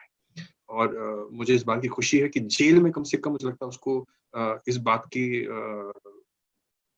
थोड़ा सा प्रयत्न हो रहा है, उसको किताबें वगैरह दी जा रही हैं। वो मेडिकल एंट्रेंस की तैयारी करना चाहता है, मेरे ख्याल से इस तरह की चीजें करना चाह रहा है। उसको मौका नहीं मिले या ना मिले, पर मैं ये दुआ मांगता हूँ कि उसको मौका मिले रिफॉर्म होने का और वो एक अच्छा बेटा बने, एक अच्छा नागरिक बने और इन सब झंझालों से वो मुक्त हो। Thank you Rahul Pandita, the lover boy of Bahawalpur.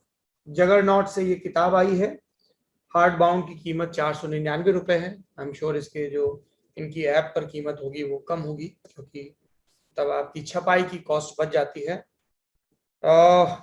As the anchor of किताब वाला, as the editor of Lallantop, I strongly recommend this book. मतलब जो एक साल के आखिर में भी आप सूची बनाते हैं, उसमें भी मैं अभी से, मुझे पता है कि ये किताब रहेगी ही। और राहुल पंडिता की तीनों ही किताबें मैं आपको स्ट्रांगली रेकमेंड करूंगा। Hello Bastar, our moon has blood clots and now this latest book.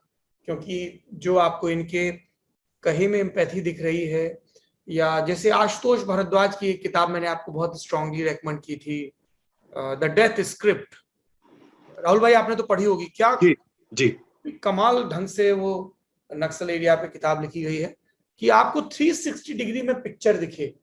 सिर्फ किसी एक नैरेटिव के हिसाब से आप अपनी राय ना बना लें, उग्र ना हो जाएं, एक कंप्लीट सॉल्यूशन देखें। आपने देखा होगा राहुल ने बार बार कहा कि क्या इंडियन स्टेट उनको टेररिस्टों को न्यूट्रलाइज करता रहे, लेकिन ये जो यंग रिक्रूट्स हैं उनको कैसे उस रिक्रूटमेंट, उस खाद पानी को बचने से रोका जाए। राहुल पंडिता, आपसे बात करना मेरे लिए हमेशा इंसाइटफुल होता है। आपने लल्लन टॉप को इतना वक्त दिया, उसके लिए थैंक यू। और मैं उम्मीद करता हूं कि आप भविष्य में भी इस तरह की कहानियां, चाहे वो आदिल अहमद डार और इदरीस उर्फ फारूक की कहानी हो, या नरेंद्र नाथ धर दुबे जैसे जाबाज अफसरों की कहानी हो, राकेश बलवाल जैसे एनआईए के अफसरों की कहानी हो, हमारे सामने लाते रहें, ताकि हमारे लिए किसी भी पाले से मरने वाला व्यक्ति, चाहे वो हमारे शहीद हो चाहे आतंकवादी हो, उनके पीछे की बैकग्राउंड, उनके पीछे की कहानी सिर्फ एक नंबर बन के ना रह जाए और हम इस पूरे मसले को तफसील से समझ सकें। Thank you so much. Thank you Saurabh. मैं आपके काम का एक बड़ा एडमायरर हूँ और जब मेरे पब्लिशर ने, चिकी ने मुझे कहा कि आप इस किताब के बारे में मेरा इंटरव्यू करना चाहते हैं, मैं आपको बता दूं कि मेरा पहला इंटरव्यू है इस किताब को लेकर। और मुझे खुशी है कि मैं पहला इंटरव्यू ललन टॉप और आपके साथ ये सौरभ में कर रहा हूँ। Thank you so much. Thank you Saurabh. आज के किताब वाला में इतना ही। और कौन सी किताब पढ़ी जाए, तमाम व्यस्तताओं के बीच वक्त निकालकर कमेंट बॉक्स में जरूर लिखिए।